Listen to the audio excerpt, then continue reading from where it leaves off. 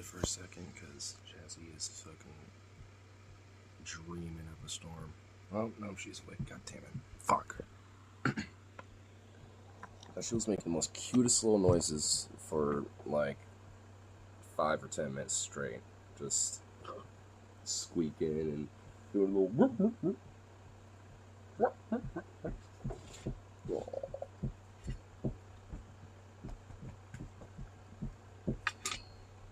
Vito, what are you doing? Jazzy, come here. Jazzy up. Jazzy up. Not you, Vito. Whatever. Of course, Vito's doing that instead. There we go. There we go. So, not much.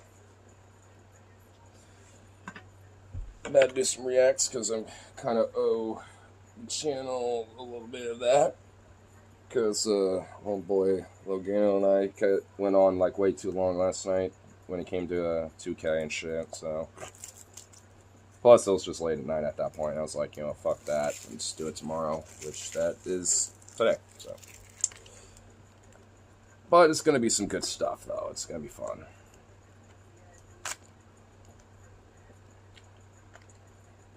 Watching Halo, nice.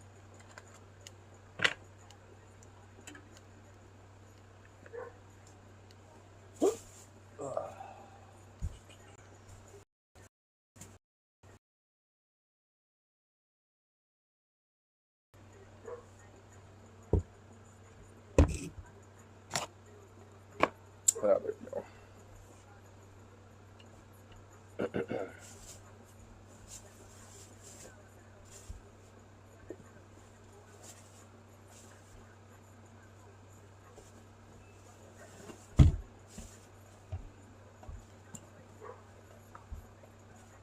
There we go.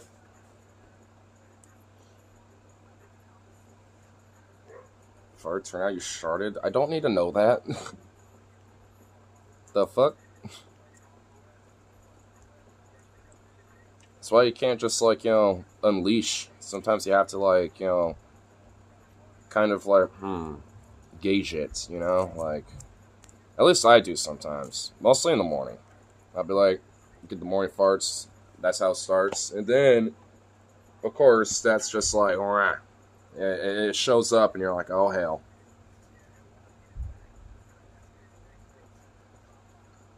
It's just, okay, shut the fuck up. Oh my god. I'm gonna actually get aggressive about it if you keep up with it. No, stop it. And frankly, now, knowing what I'm about to react to anyway later here in a bit is also not gonna help because it also is like, it involves some shitty situations. And in fact, if anything, you know, you might probably appreciate it in the sense of just how funny it is. Because it's fucked up, but it's kind of funny, honestly.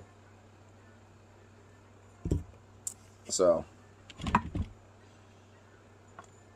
we'll get rolling into that. Not like right away, but here in a little bit. I try to at least let my phone charge up a little bit first, you know, so it's stuck at 68%. It was at like 40 earlier when I was charging it, and I was like, I can't fucking stream with that amount of juice. I'm juicing it up a little bit, so. Almost had it at 69, though.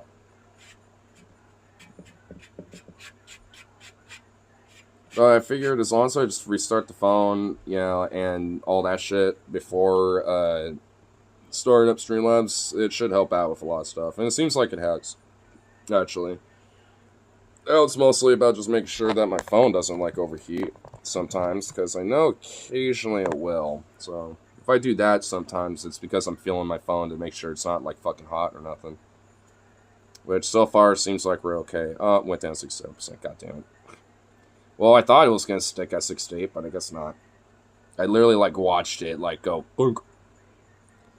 Well, not a big deal.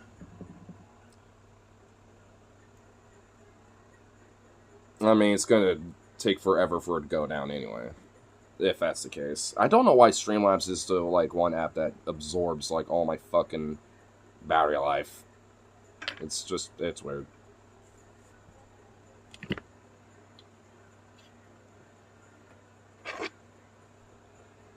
That's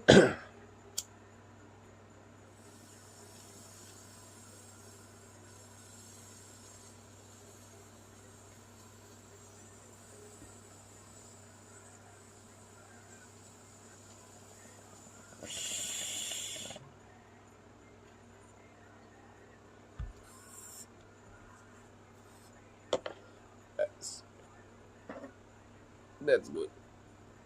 That's good.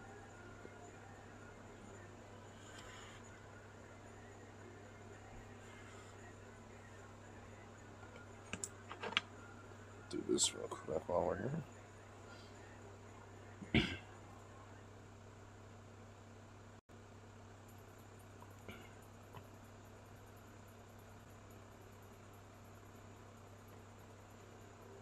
There we go.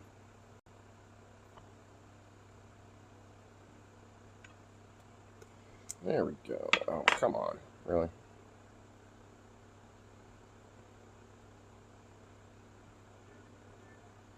There we go. There we go. All you do is being responsive. There we go. Cool. Cool deal.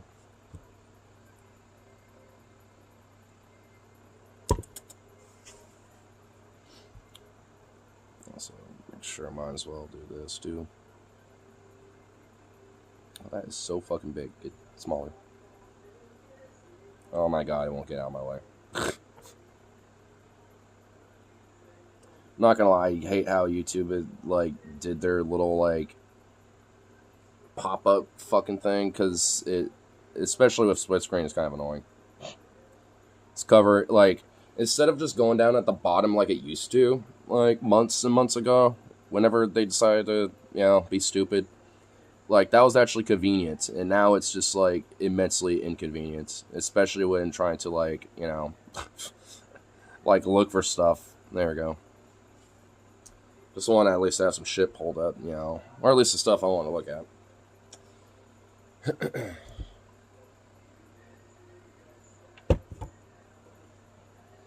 Actually, let's see if there's a way to do this,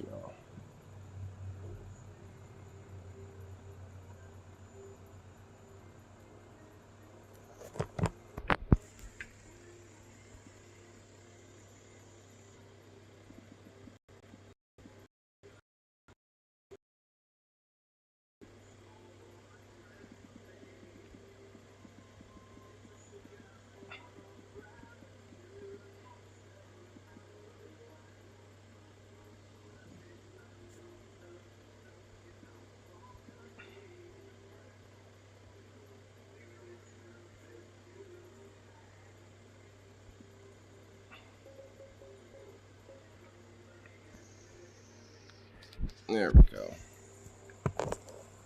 There we go.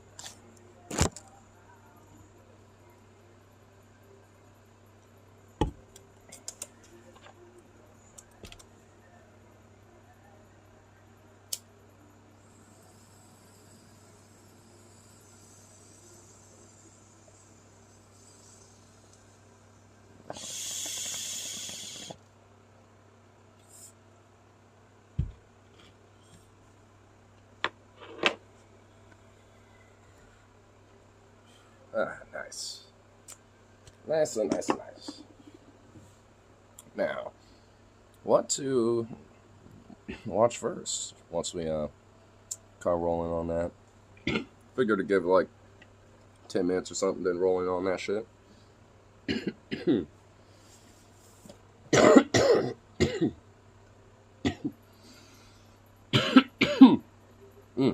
Good hit. Shit. Jesus. My goodness gracious. Damn. That got me. Well, I kind of like that though. I kind of like when there's at least a little bit of a hit with your hand. Big old field boy. I also should do this too, now that I just think about it. Keep my thing optimized here.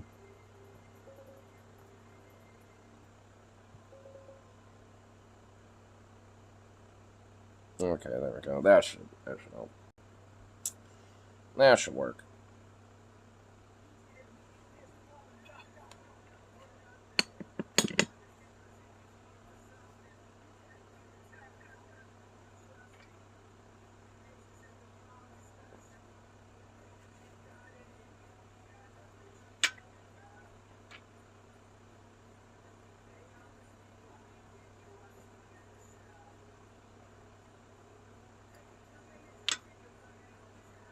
Fill the phone quick. Yeah, it feels fine. That's good. That is good.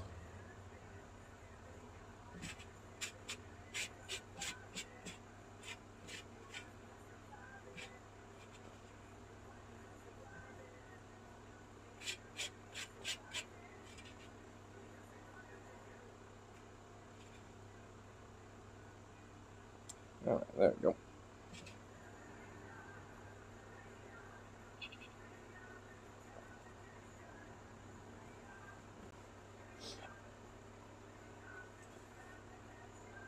Beat a potato.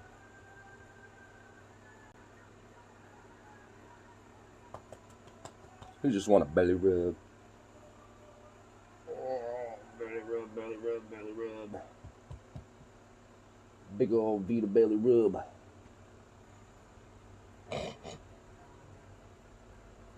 You big goof boy. Look at all that. Look at all this floof. Raw. I love this goofy little look he gives me. It's just like, man.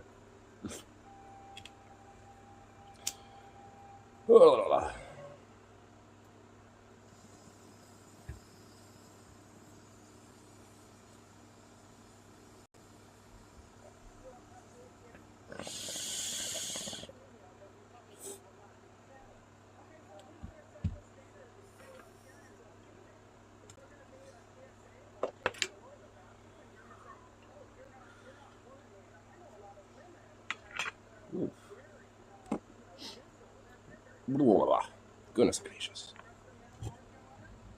Definitely need to at least get myself a little stoned out for some of the shit. I feel like I can at least, spoil some of what I'm reacting to. Not even really spoil it.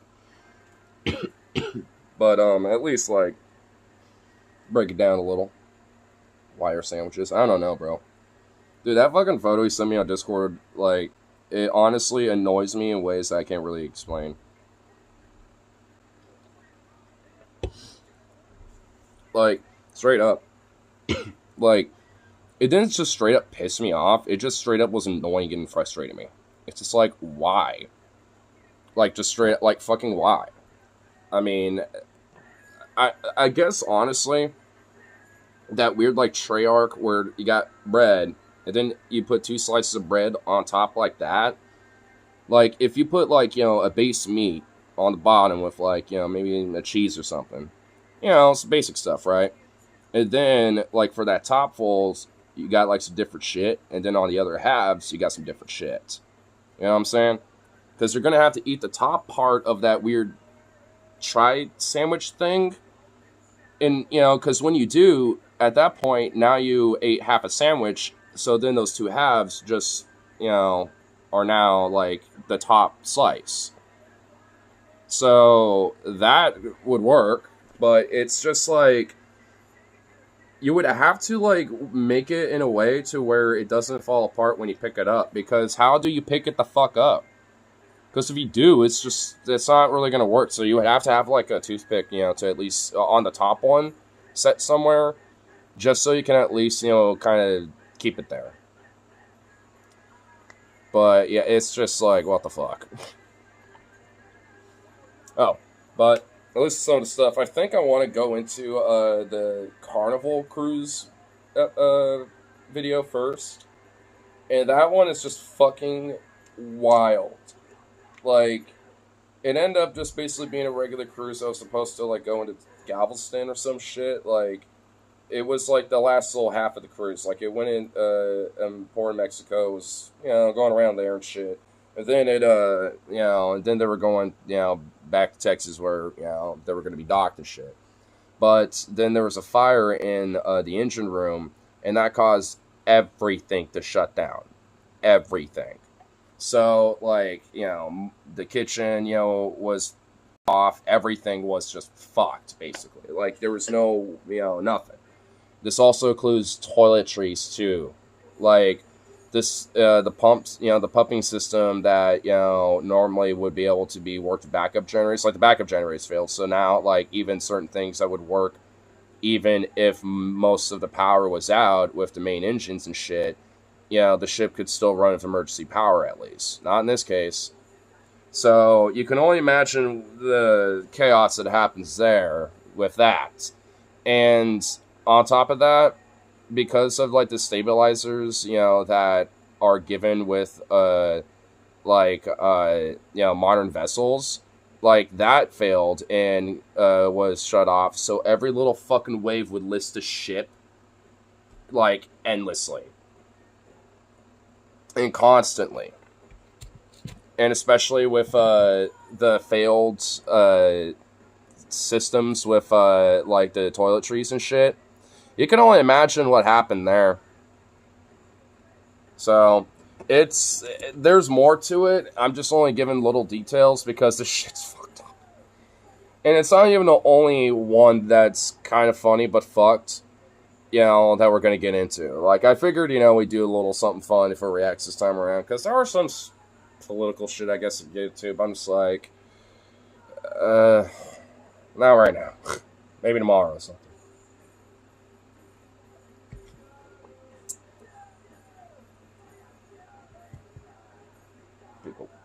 Beetle.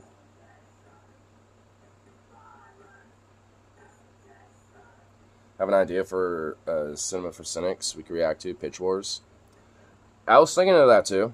A little something, for that. I kind of have an idea for a video I want to, like, check out, though.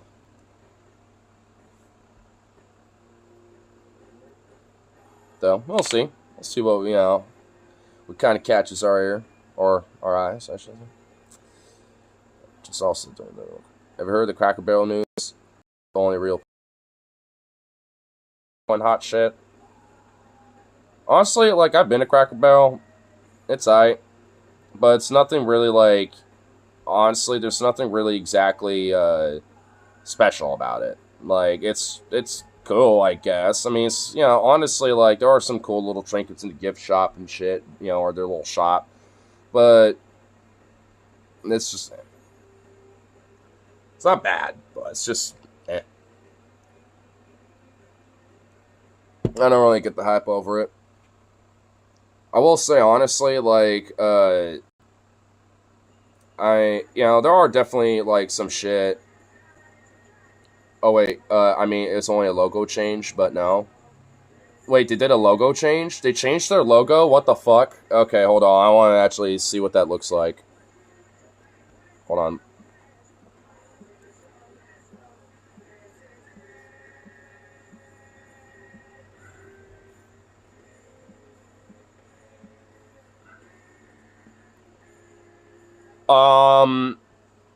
What the fuck? What the fuck is this? What the fuck is this? What the fuck is that? Okay, I'm sorry, Fishbone. We're stopping you right now. I'm sorry, Fishbone. Where is it? I want to actually see the logo change. It's not in this video. Are you serious? Well, fuck you then.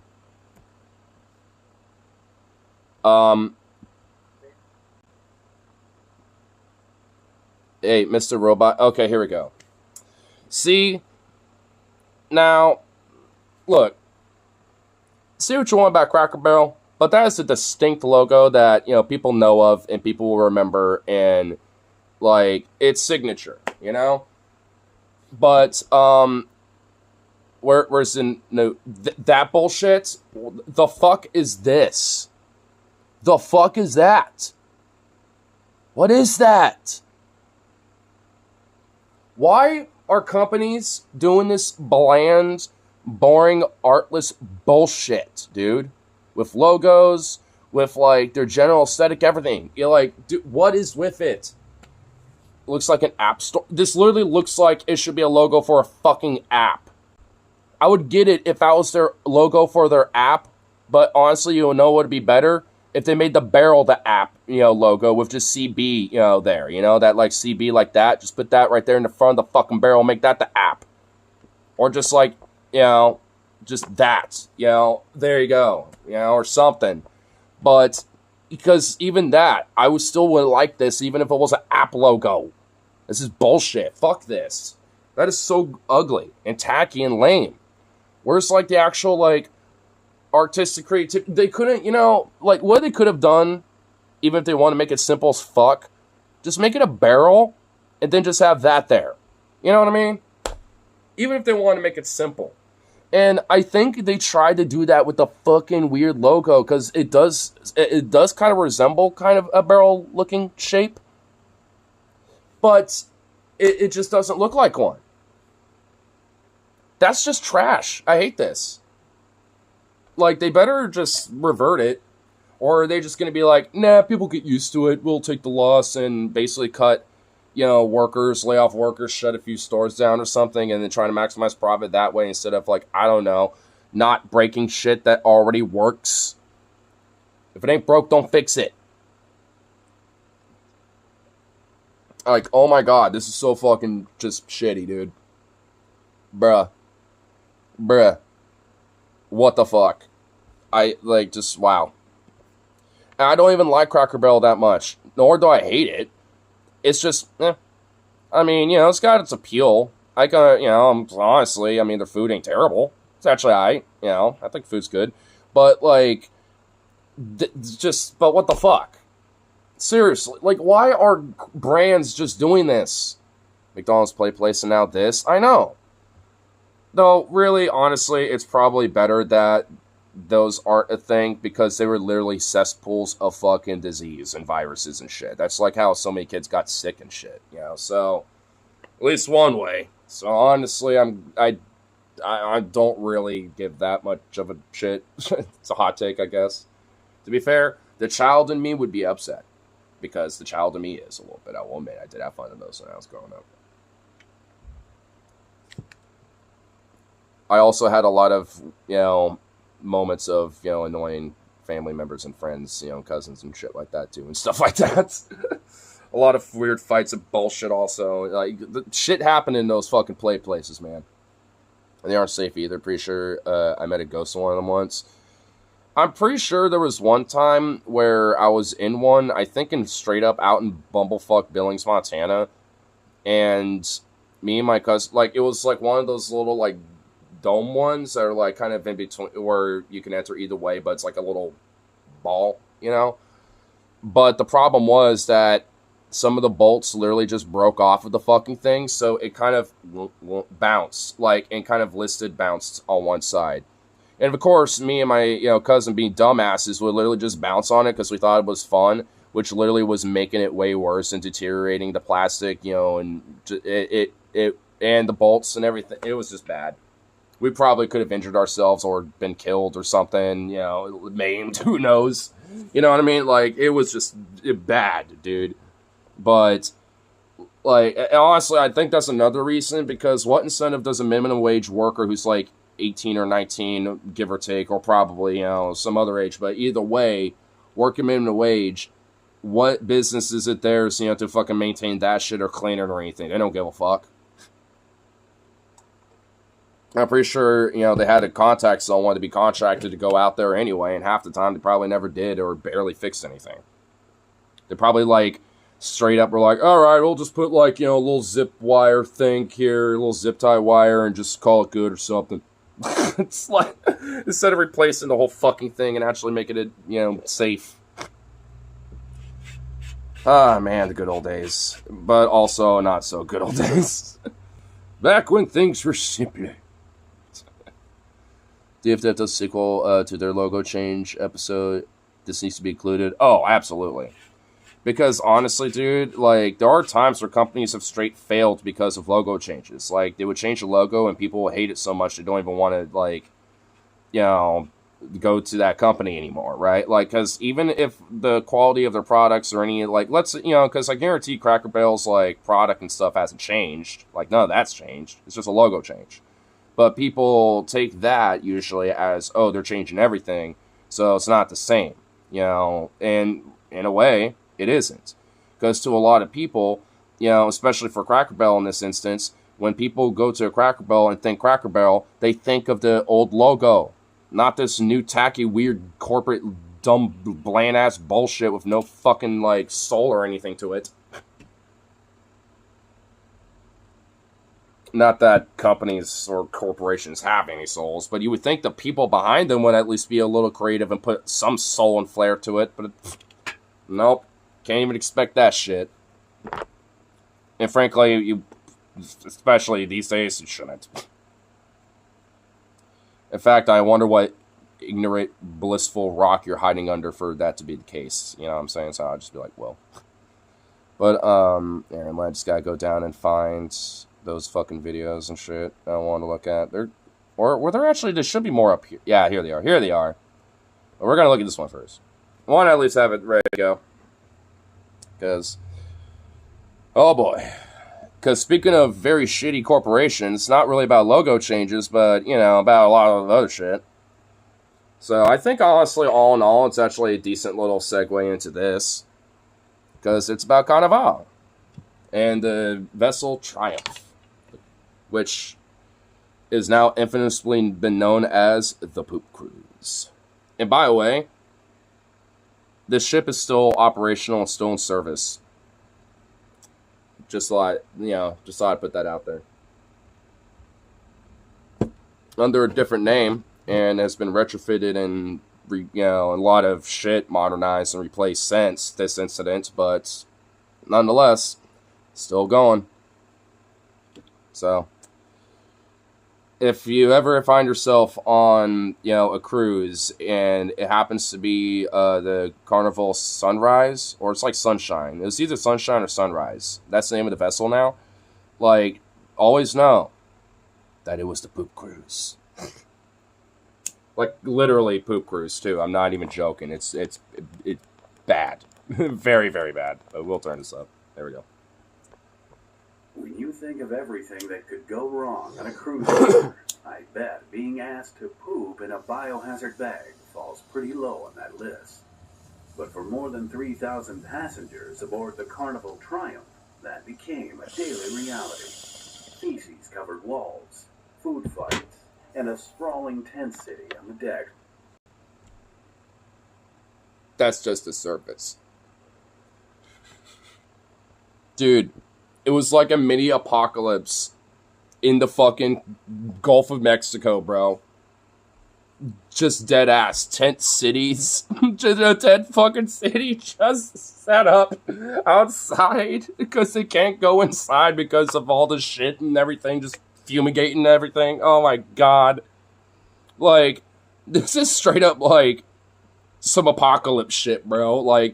Dead ass. The last survivors of the planet that haven't been fucked by, whatever apocalypse, whatever the fuck it is. And now they're just, on these little Carnival cruises just retrofitted into little mini cities, and this is the result. It's this is basically what would happen. If you think about it. Give it enough time. Because holy shit, bro. If this is what happens under these, conditions, imagine what would happen if people just had to, survive off these fucking things like this. Just everyday people. Not it's their job and career, fucking crab fisherman or something, but straight up just people. Earned the cruise its infamous name, the Poop Cruise from Hell. The Triumph, billed as the pride of the Carnival group, is the length of 3 football fields. Boasts 13 decks with 4 swimming pools, 7 whirlpools, and a massive casino floor. On board Carnival's fun ship, expectations were high. Sadly, this ill-fated trip would make memories for very different reasons. The Triumph set sail from Galveston, Texas, for the Gulf of Mexico on Thursday, February 7, 2013, for what was thought to be a 4-day cruise. Initially, it was all plain sailing, with late-night parties, onboard entertainment, great weather, and mouth-watering buffets for the guests. The highlight of the cruise was set to be a stop in Cozumel, Mexico. Here, passengers could disembark, frolic in azure waters, shop to their heart's delight, in return for a night of festive onboard activities. In reality, You know, the people that missed their departure for this fucking cruise are the luckiest fucks to probably have ever lived, and are like the one time where missing your departure for the fucking cruise is probably a silver lining blessing in disguise. I don't know how many people like missed their departure, for this cruise, because it always happens. There's always like a couple people that are just late because they think, oh, 2 o'clock, that's when I should be there. No, that's when the ship leaves. Like, you dipshit, you're supposed to be there like 30 minutes earlier or something, like that's when the ship is departing. Like, you know what I mean? It's like, so there's at least a few people that miss this shit. And I guarantee you, when they heard the news of this eventually, like a few days later, while they're stuck, waiting to figure out how to get back to Galveston, like, they're like, oh my God, I am lucky I didn't go back on that boat. I'm lucky I shopped a little too long and mistracked my time. They're thinking that. Whoever they were, there was at least a few. after departing Cozumel for the return trip to Galveston, the cruise took a turn for the worse.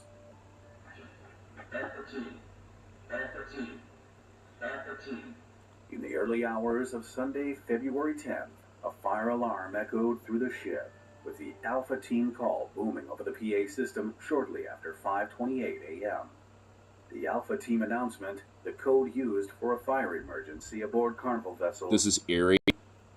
It is. But don't worry, it kind of gets worse, but funny. Left many holidaymakers. At least to me. But maybe I'm just a horrible fuck in the edgelord. Guests on the first and second decks opened their doors to find smoke-filled hallways. Chaos broke out, with passengers scrambling for life jackets. I will admit, like, in this first little bit, like, it's an engine fire, which obviously, I just reconstructed footage from a similar event. So I guess this is from a different time, at least the video is. But it is kind of eerie to be like, oh shit, I'm waking up after like, a hungover and lost like $1,000 at the casino or something, you know what I mean? Like, and oh shit, there's like smoke in my room. Like, there's this whole fucking weird, alarm going off about Alpha Team or something. Like, what the fuck? Which is basically the code, for, the fire crew that is, the emergency fire team, or at least those who are specialized for that, part of the, crew, go in and address the issue. Like, I'm sure to them they know exactly where to go, but at least, throughout the ship, they're going to call that so they can, go into the, the emergency room for whatever that is to be like, all right, it's here, go there, kind of shit, right? And it is eerie, like, because as a passenger, you don't know what the fuck is going on. And, for all you know, it could just be a drill or a false alarm, or maybe it is a serious issue, but it could be fixed, or maybe the ship might sink. You don't fucking know, and for the most part, the passengers were kind of kept out of loop up until, like, shit was just fucked beyond recognition, like, where it went straight foobar. Frantically searching for friends and loved ones. On the top deck, black smoke was billowing. Now, this is fucking eerie. You just, like, come out and you see that black smoke in this night with the lights reflecting on that little tower thing, and you just all the smoke. That shit is eerie as fuck, dude. Smokestack. The Alpha Team. Hold on. Is that a TV? Friends and loved ones. Just apropos nothing. Deck, is that a gigantic fucking TV? Like a movie theater screen size TV? Dude, where in the fuck can I get one of those? Imagine, like, gaming either on, like, PC or consoles or any... Dude, imagine having that in your setup, bro. Holy shit.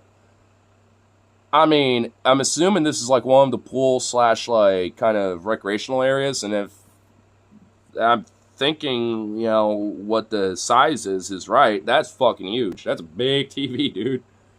That's a 2013 era flat screen, and those were still, like, in the era where the flat screens were still somewhat bulky.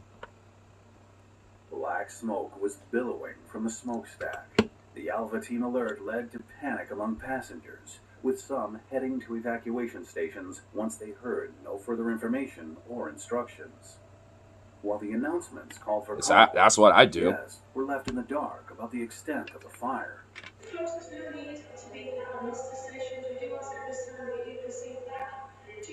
You can kind of even hear in the background people kind of murmuring, being like, "What the fuck?" Blah, blah, blah. You know, people are like confused, but also a little pissed, being like, "What the fuck?" You know, why aren't you telling us shit? You know, because in a way, you know, like it's.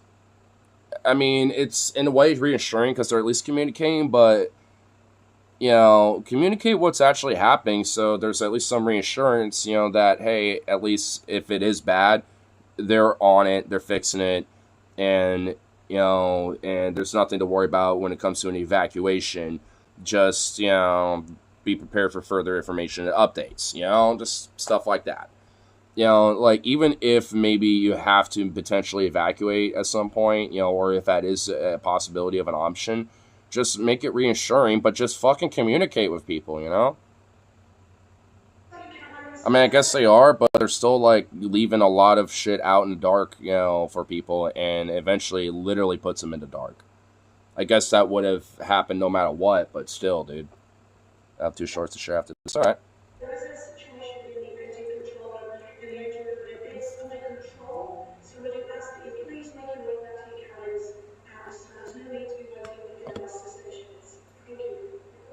Soon after the initial announcement, the ship's lights flickered before it lost all power, except for the emergency lights. The blaze, which was contained in the engine room through an automatic fire suppression system, was reportedly quelled by 6:08 a.m. Unfortunately, the fire had knocked out most of the ship's power and disabled the propulsion system, leaving the 3,143 passengers and close to 1,100 staff stranded in the Gulf of Mexico. So literally like 4,200 and all basically 4,250 some people basically. You know, obviously, you know, a little extra, but you know, to round it up. Like a small town is basically just stranded in the fucking Gulf of Mexico, bro. And this is just the start of all the nightmares. But there was a plan. 2 tugboats set course for the stricken vessel to tow it to the nearest port of Progreso, Mexico. Passengers breathed a sigh of relief and started taking off their life vests. Because ultimately that would mean that they would hit landfall by Tuesday, given the time frame of when this happened, which I think was a Saturday, so that means they'd be stuck for a day, and then they would be tugged and towed, you know, for about a day and a half to 2 days by the time they make port, thus by Tuesday. So that is mainly the plan. And even with the bullshit going on, you know, that's at least enough time to be like, all right, that was shitty and holy fuck terrible, but hey, you know, we'll just get on another boat and get home, you know, or they'll just give us free flights or whatever the fuck back home, you know what I mean? Like, but, you know, let's just put it this way. Of course, if something can go wrong, it will go wrong. And especially in this way, it's because Mother Nature's a bitch. By Tuesday, they were told. Little did they know, another 4 days would pass before anyone set foot on land again. By mid-morning on Sunday, passengers realized it wasn't just the propulsion system that died.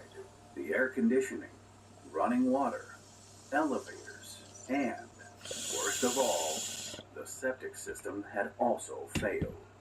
That's when the cruise director delivered a message that left passengers horrified. We're going to deliver some red bags. Tea cabins to the bathrooms if you can. If you need to do a number 2, you need a poop, please do it in the red bag and drop it off in the bins, in the corridors. And if you need to do a number 1, that's a way. Please do it. Thank you, folks, and I'll be back with any more updated info. It's a little bit of a way. You know, like, bro. Dude. How, honestly,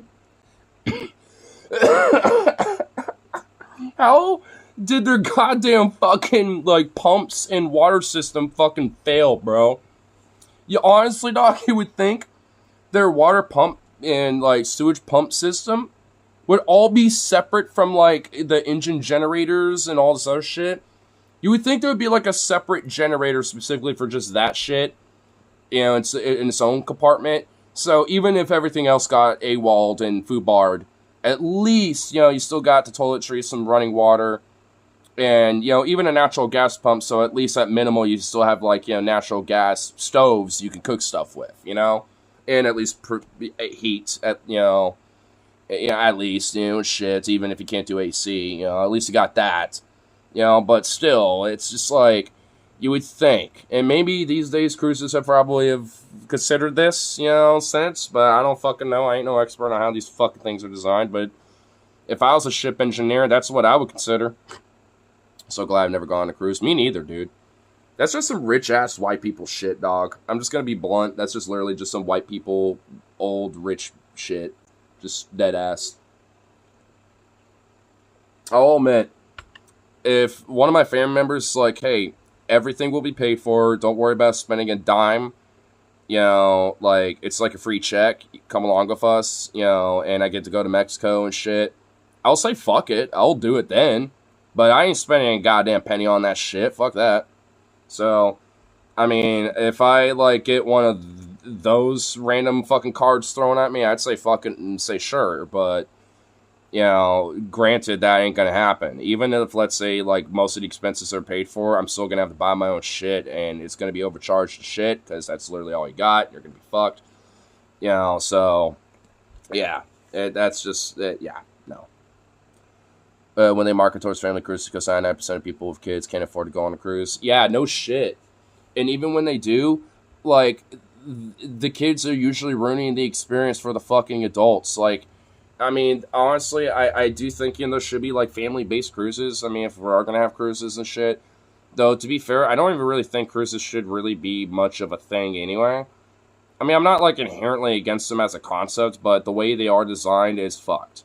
Like, I think, you know, there could be a lot more of an efficient and cleaner way to do it, you know, because they're very pollutive as fuck. I mean, you know, like, you know, so honestly, I mean, for me at least, I would say that, you know, if there is ways to make it more cleaner, more efficient, and honestly downsize the fuck out of these fucking things, then I probably won't be as against them. Like, because they need to be downsized, dude. Like, they're way too fucking huge and ridiculous. We need to, like, unironically go back to, like, the size of, like, Titanic-style cruise ships. Because that was, like, a luxury cruise back then, you know what I mean? Like, well, just go back to those fucking sizes of ships. I mean, yeah, you have more of them, but won't you make more money? I've been listening to Spotify. I wanted to add to keep hearing some United Healthcare shit that's trying to become some someone, like, actually, this could be super great. Dude, because of Luigi, bro. Dude, that company's invested so much in, like, fucking advertising to try to make themselves sound good. Because they know that their popularity and their approval, you know, as a company is into shitter. And good. Fuck them. You know, like, just straight up. You know, it's all about PR. I mean, that's just all what it's about. Including with this, too. With this story. This announcement came when... Dude, look, oh my god. People are literally having a bucket outside, dude. Someone, unironically, has a goddamn bucket with toilet paper there. And by the way, it's wet there. You know, people... Oh my god, dude. The sanitary conditions of this fucking cruise must have been diabolical, bro. Toilets were already clogged due to lack of flushing facilities in the private cabins and public restrooms. The now infamous red poop bag. I guess I'm already threw up again. Damn, that sucks, man. I'm about to locate. Yeah, dude, this is the... we'll say it gets better. And by better, I mean worse. Were just too much to bear for many passengers. Were using the restroom and why is it red? Because they're hazard bags. You know, like those biohazard bags that, like, some medical places and facilities will have and shit? It's those. Those are what they are red just because it's, like, biohazard, stay away. Like, that's what it is. bags and throwing them out into the hallway. We were in shock. I thought someone was, like, shitting blood. No, that's just... They're biohazard bags. Hence the red bags. When they mentioned on the intercom, we'll be distributing some red bags, so if you have to do number 2, or that's a poop, then you take that. And if you have to do a wait, then use the drain in the showers. It's just like... Oh, my God. I mean, piss in the showers and fucking shit in some red bags. What a luxury cruise, bro. What a luxury cruise. Sign me the fuck up, dog. What? I'm not using the red bag. But the thing is it's done. The Triumph stabilizers also took a hit from the fire, causing the vessel to list heavily. Passengers reported clutching walls to keep their balance. But worst of all, toilets overflowed and spilled into halls, seeping through walls to... Pun always intended there had to be lawsuits at the ass. Wait for it. We'll wait until near the end of the video, and by the way, you're not going to be happy. I won't spoil that. Oh my god! There's like an unironic fucking inch of just funk, dog. Bro! Bro! Long images emerged. Sewage-sodden carpets. Bins lined with the carpets, bro. The carpets. Dude, it's like... oh my god. See why it was called the Poop Cruise? And in some cases, erupting toilets. Depending on... I'm not looking at the screen anymore. As far as I know, I'm pretty sure that is the last of it. Outside of maybe like one or two more little moments. I'm pretty sure you should be safe. I'm pretty sure that is actually the worst of it right there. I'm actually being serious. In the bathroom were water and feet. Okay, well maybe not quite yet. It's after this. Okay, I'm sorry. It's after this. It's about like maybe 20 seconds after. I mean, screen wise. I mean, audio wise. You know, it's a little worse, but it came back up, pooling in there and overflowing into the cabins. That guy who is stepping on the carpet with a fucking sock.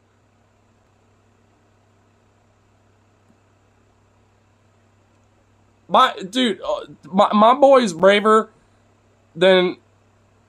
I wouldn't even do that with my boat unless I just had to walk through it. But I like dog with a sock on. My ninja, you got no showers. You ain't showering that foot for days. Temperature soaring and the foul stench of human waste permeating the cabin deck. I love how, like, this cruise just becomes, like, over 3,000 people just dead ass, just fucking living like homeless people. It's, like, literally a massive apocalyptic homeless tent city, dude. I mean, but it's on a boat. Many guests dragged their mattresses to and with no tweakers. I mean, maybe some of them brought drugs, but not enough to tweak out. Just enough to at least maybe get through and bear through the shit. Instead of being recreational in the casino and the bar or whatever. Decks to escape the odors and sweltering heat.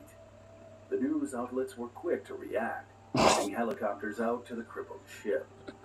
Dude, imagine just having helicopters flying over you, just like gawking and putting cameras on you, but not thinking to have, like, you know, a routine, like, you know, Coast Guard and, you know, Mexican Coast Guard, like, transport helicopters, even to, like, just rope down some people and just get up some people. And I would say, you know, get the elderly and the families of children first. You know, obviously they should probably be the most priority.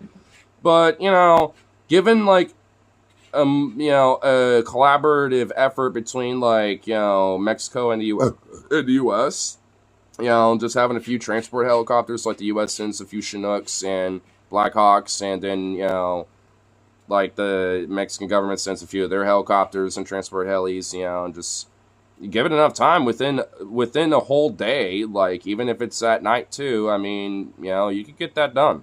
I mean, it'd take a while, but you can get it done. Just leave the essential staff to at least just try to keep things tidied up and cleaned and all this other shit. And then, you know, like, and from there, you know, just fucking, just get the boat back into port, you know?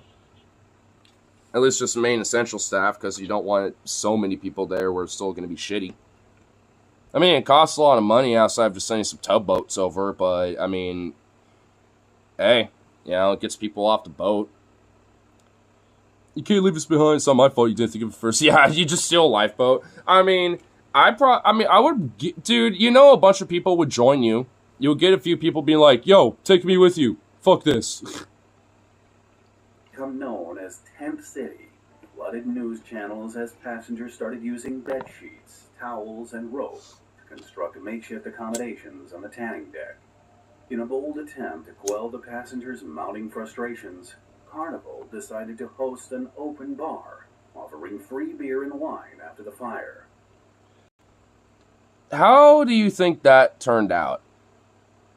You have a bunch of hot, humid, ornery white people and rich fucks and shit, and upper middle class people that hate the fact that this is unsanitary, not luxury, and all this other shit. Yuppies as fuck, NIMBYs, etc., liberals, centrists, all that, right? And now you're just giving them free alcohol. And frankly, honestly, I'm not even joking. Alcohol will just make you want to piss more. You're going to piss a lot. Like, you're going to fill your bladder up because you're drinking liquids. You know, like, and also, I mean, maybe not shit, but at least definitely that. And where are you going to do that? You can't do that in the toilets. Those are clogged and fucked.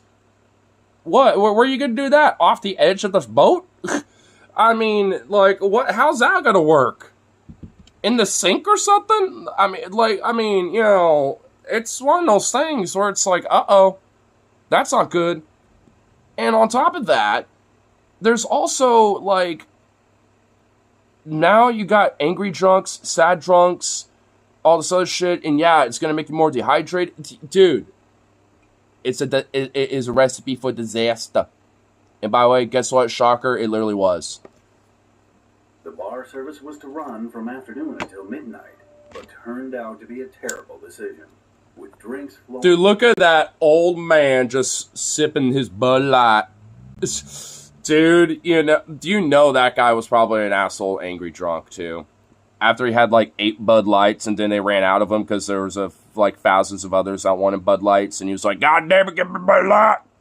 You son of a bitch, you took the last Bud Light. But, you know, just start fucking like, dude, you know that guy was like mad. Yeah, and probably a MAGA voter eventually down the line. Because it's 2013, but you know this guy was eventually later down the line was a Trump voter. But especially if that Bud, you know he thinks later. Nowadays, he thinks Bud's woke. And he drinks like Miller Lite or some shit now. Freely, several passengers became obnoxious and intoxicated, lobbing objects into the water. Yep, there's another guy, and also a black guy that had a Bud Light. How much you want to bet that, you know, after they ran out of Bud Light, he went after that guy and was like, you goddamn son of a bitch. Messing up the restrooms. By Tuesday morning, when both tugboats finally arrived, the vessel had drifted more than 90 miles north, meaning that Progresso was no longer the closest port.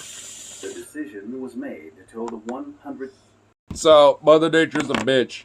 And before he says where it actually is, you want to take a guess of where the goddamn fucking destination is? Want to take an idea? Because it's not Galveston.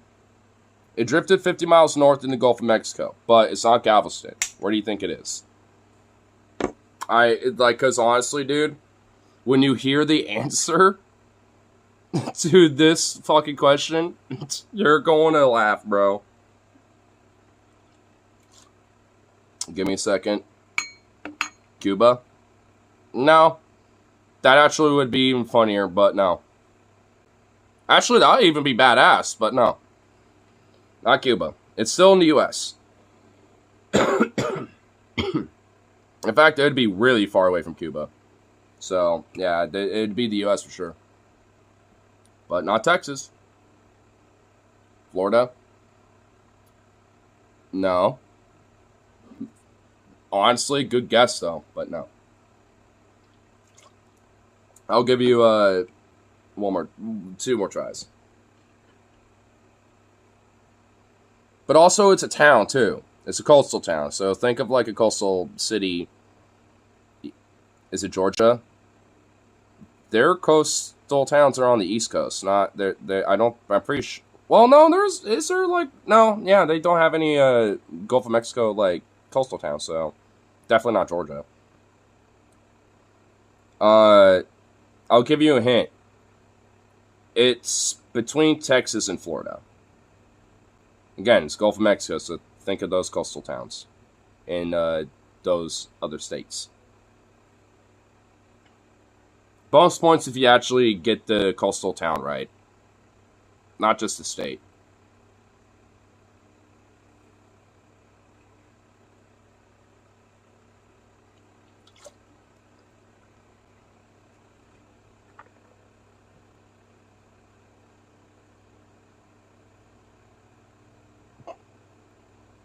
I don't know if it like you already commented in Streamlabs just being slow with it, but I'll give it like another 15 seconds. Is it Alabama? Oh my god, you got the state right. I'll just let it play now. 2,000-ton behemoth to Mobile, Alabama, adding a Fucking Mobile, bro. Yeet, yeet. Dude, what a luxury cruise. Bro, Mobile, goddamn Alabama, dog. Bro. Like, dude, not even Florida. Not even Norla. You know, nothing like that. No, fucking Mobile, bro. Mobile, goddamn Alabama. The most yuck fucking, like, coastal town of all of the goddamn South. Bro. People spent money on this? Yeah.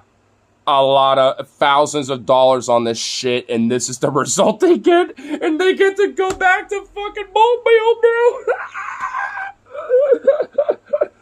It's like the Krabby Land of Cruises, I know. This shit is fucking hilarious, dog. This is why, you know, it's so fucked up, but it's so funny because of just the comical little bits of information that just add up to this, dude. And the thing is, it gets better. Dude, it doesn't stop. It gets better from there. I don't want to spoil anything, but dude, even when they get to Mobile, it somehow the story doesn't end there. I'll just put it that way. I'm not talking about lawsuits and shit like that either. I'm talking about, like, with the boat itself. Returning to the U.S. would ease re-entry for the 900 passengers traveling without passports. However, the added delay risked one passenger's life. Rachel Alderet, urgently requiring dialysis, became the first of only 2 people evacuated by the Coast Guard. And that's a little shitty because, honestly, if the Coast Guard could do that for those 2, then why not just do that for the whole cruise? Like, this is what I was mentioning about earlier, about how there could have been a governmental collaborative effort between Mexico and the United States to at least, like, even at least, you know, with their respective, population and their citizens, or at least, back to, to the closest destination, or whatever the fuck, right? Like, at least, work out, some sort of a joint effort, to get people like, hey, when it comes to, like, if you're going on a Mexican helicopter, know that you're going to go for some extra steps. If you're, like, an American citizen, to get back. But, when the Coast Guard, or U.S., like, National Guard, like, transport helicopters come through, know that, if you're an American citizen, it'll be easier for us to get you back more efficiently into wherever the fuck, right? But either way, it would still be at least a collective effort to get people off the goddamn boat, Even if, like, let's say that it took so much time to the point where even if not everyone got off the boat by the time it docked, then, hey, that's still good. Less people on the boat, less shit, less piss, less, like, things being consumed and used up and all that. Like, honestly, it's just better for everyone. Another boat, another ship. Send me to Cozumel to do dialysis on Tuesday. It was hard. It was scary. It was, oh my God. It was just scary the way they put me down. They put me in a stair rope, and the Coast Guard said that don't worry about it, that they would catch me, and they were going to hold me back, and they did. And then they tossed me to the bigger boat, and, The following day... And, yeah. I kind of like how she described it. She's like, just, you got me out. A second passenger was taken off the ship because of a pre-existing medical condition. Both were moved to other Carnival ships that had diverted their courses to assist with the rescue mission. Passengers commended the crew for doing their I love this. I love how the passengers have literally, like, with their bodies put up, like, the goddamn fucking thing, help. They literally, with their own bodies, were like, help.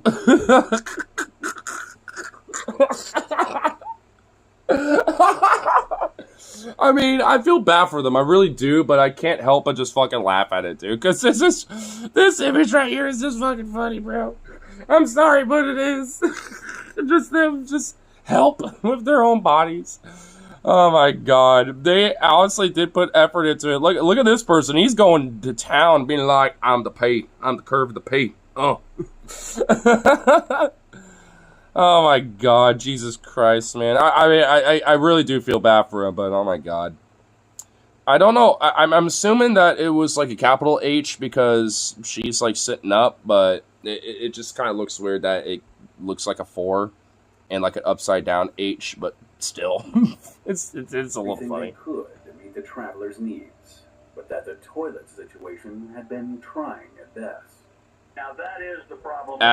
Trying at best, I would say diabolical at best. At worst, it's just a fucking nightmare, dude. Like, what? Okay, I mean, that's the one thing I have about this narration of this shit, where I'm just like, okay, what? Trying? Yeah, this is like some trying times. Bitch, no it ain't. Right now, some trying times. This shit's just fucking apocalyptic. Like, nah, bullshit. The boat is that the toilets have not worked, and they ended up having to issue us these we call them the red bags, and that is what's been used almost exclusively for the first 2 days after the fire. Conditions on board rapidly deteriorated during that time. Food was Man. reportedly running out. Dwindling food supplies forced passengers to queue for hours for cold onion and cucumber sandwiches. I like how they're just like in these little communal little like. You guys get off my armpit of my leg. Why you guys do that to me? I don't get it. They're just happy to see you. I know, but like. Come on, come here, guys. I also love how they're all huddled. Like, in a weird way though. I kind of love how like these people kind of became like pseudo communistic. Like, all right, we all have to share our rations together. And also, they literally had like these little like communal like charging stations, like because they were able to like there was enough power to like to have a few lights and like some computers be available. So they just literally had like these multi-charging stations set up at the computers and certain outlets that did work, and just had like these communist like charging cables. So it's like, all right, we're all sitting our chargers here. You need one, use it. Mine's at mine's at full charge. Here's my chargers right here. No one take care of nothing. Know which one's yours, and yeah.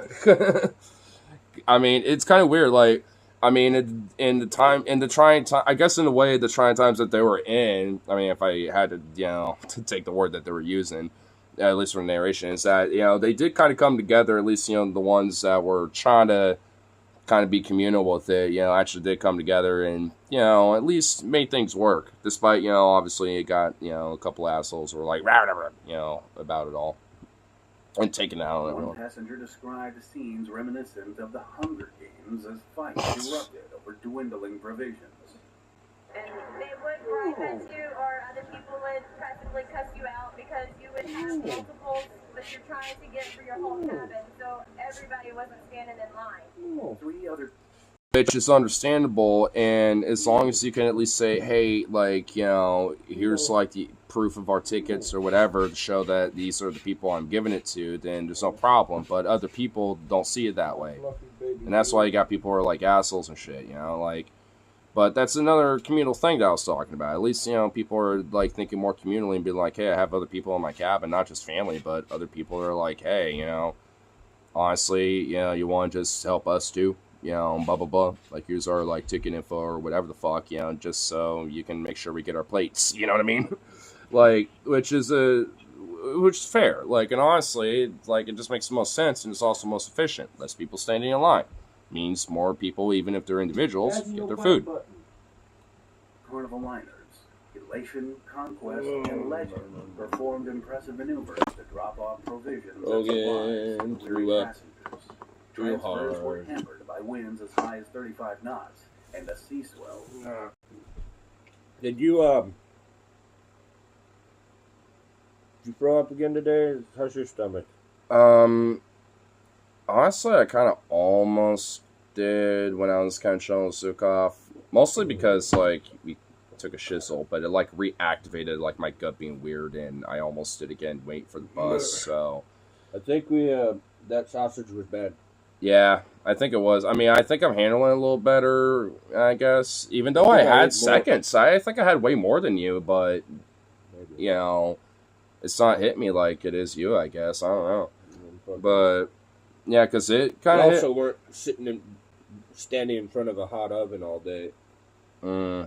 Yeah. That's what got me. I was like, hot. Yeah, because now you're starting to get a little minor heat illness thing going on, and that's hot. gonna It was too hot, and I went to the bathroom, tried to take a shit.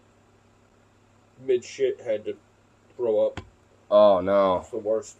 Oh, that is. I had to clean the whole bathroom. I thought there never be a sausage you couldn't handle. A half hour, dude. No, it's the sausage. It's because it was a little old. That's why. It wasn't the fact that it was like bad, like not bad sausage. It was bad sausage essentially. It was like, old. Yeah. I mean, it initially wasn't like. It did smell bad, but it was bad. Yeah, it was like literally like the day, like pretty much the day or two like before, you know. Like, it probably went bad. We cooked it, like, a day or two earlier. That's what I'm saying, yeah. Oh. Yeah, I've been there, success. Yeah, like, because sometimes, you know, meats and certain foods will spoil, you know, but it won't, like, spoil with, like, physically or with scent or anything quite yet. But it did, and it's like, fuck. And it's, you know, that's honestly, like, what happens to me sometimes. Like, the most times I've ever been sick is usually because of shit like that. Where's the new weed? Oh, I put it over there. Can I see the gas face? I need to medically smoke weed. Yeah. Do your thing, man.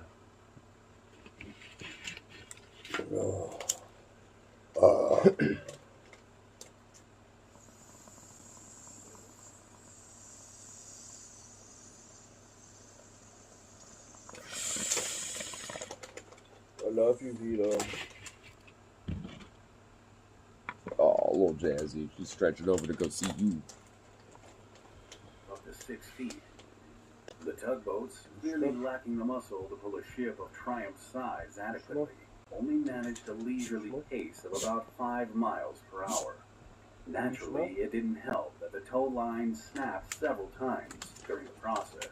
Oh my god. I actually didn't even, when I first heard this video or watched it, I didn't even remember that detail. Damn, this gas face is like not as good as the last batch. Yeah, I noticed that. Stemmy. Yeah. But yeah, I didn't even hear the detail of the fucking he was like. Right. He was right about it. He's like this. Stick with the $15. Yeah. But. Or I need the grinder. Yeah, but like, I didn't even hear the details of these because these tugboats aren't adequate for towing such a huge, gigantic ship. Yeah. And this even goes into my previous topic about like, how like these cruise ships need to be downsized to like Titanic levels of size. Have you seen like what like one of the like reproduction Titanic ships look like versus like a cruise ship? It's fucking actually ridiculous. With the the Titanic wasn't even Titanic. Yeah, exactly. Like these ships are Titanic. Like I mean, so like that's like one of my things. Like I'm not inherently against the concept of cruises, but like they need to be downsized. Also, in a way more affordable, but also like less pollutive. And that's all this other shit, et cetera, et cetera. Like, you can get really good deals on cruises, though, man. Like, my dad, he'll get a great deal, but he'll have to, like, fucking fly down to fucking San Diego or some shit. Yeah. It's only, like, $250 for, like, a week. I'm like, that's fucking great deal. Wow, okay. Well, I guess every now and then you can find deals. Yeah. Fly back. Oh, yeah. I mean, I'm sure that's separate, expenses, but still. Yeah, you went all the way up and down Mexico, different spots. the cruise. Yeah. Fucking cool. Well, yeah, I mean, oh, that's why I'm not against the concept, because, yeah, I mean, that's cool stuff. You know, that's a part of, like, you know, experiencing the broader, just general, you know, I'd say fuck it, dude. commerce of tourism. You know? Be like $250, and that was back then too. It's probably the deal's probably more like $300, $350 at this point. Yeah, it's just that I just wouldn't want to be on such a huge fucking. Did you hear Kyle Kalinski's report on the economic situation in the U.S.? What's the video tag? Because I've seen some of his videos The today. depression. Shit, I haven't seen. I haven't seen that one yet. I've been meaning to. Apparently, I thought it was a student loan bubble that was going to burst and fuck us. Well, apparently, the AI bubble is about to burst. Oh, well, I've seen a little bit about that, and honestly, like that makes more sense because that happened with the internet in the '90s, and that fucked everybody. And then you had the housing bubble, and then that fucked everybody, and then pandemic, and then now actually the economics of our country are actually worse now than they were in the pandemic. Like, oh yeah, like significantly too. Oh, yeah. Like Trump's literally like the GOP's literally doing. Here, let me use this real quick. Yeah, they're literally like doing the perfect shit to destroy a country, like to rob us or openly, not even blind, just that's blatantly. What I mean, though, because it's bad for business. Because zero. Well, unless you're the one doing it.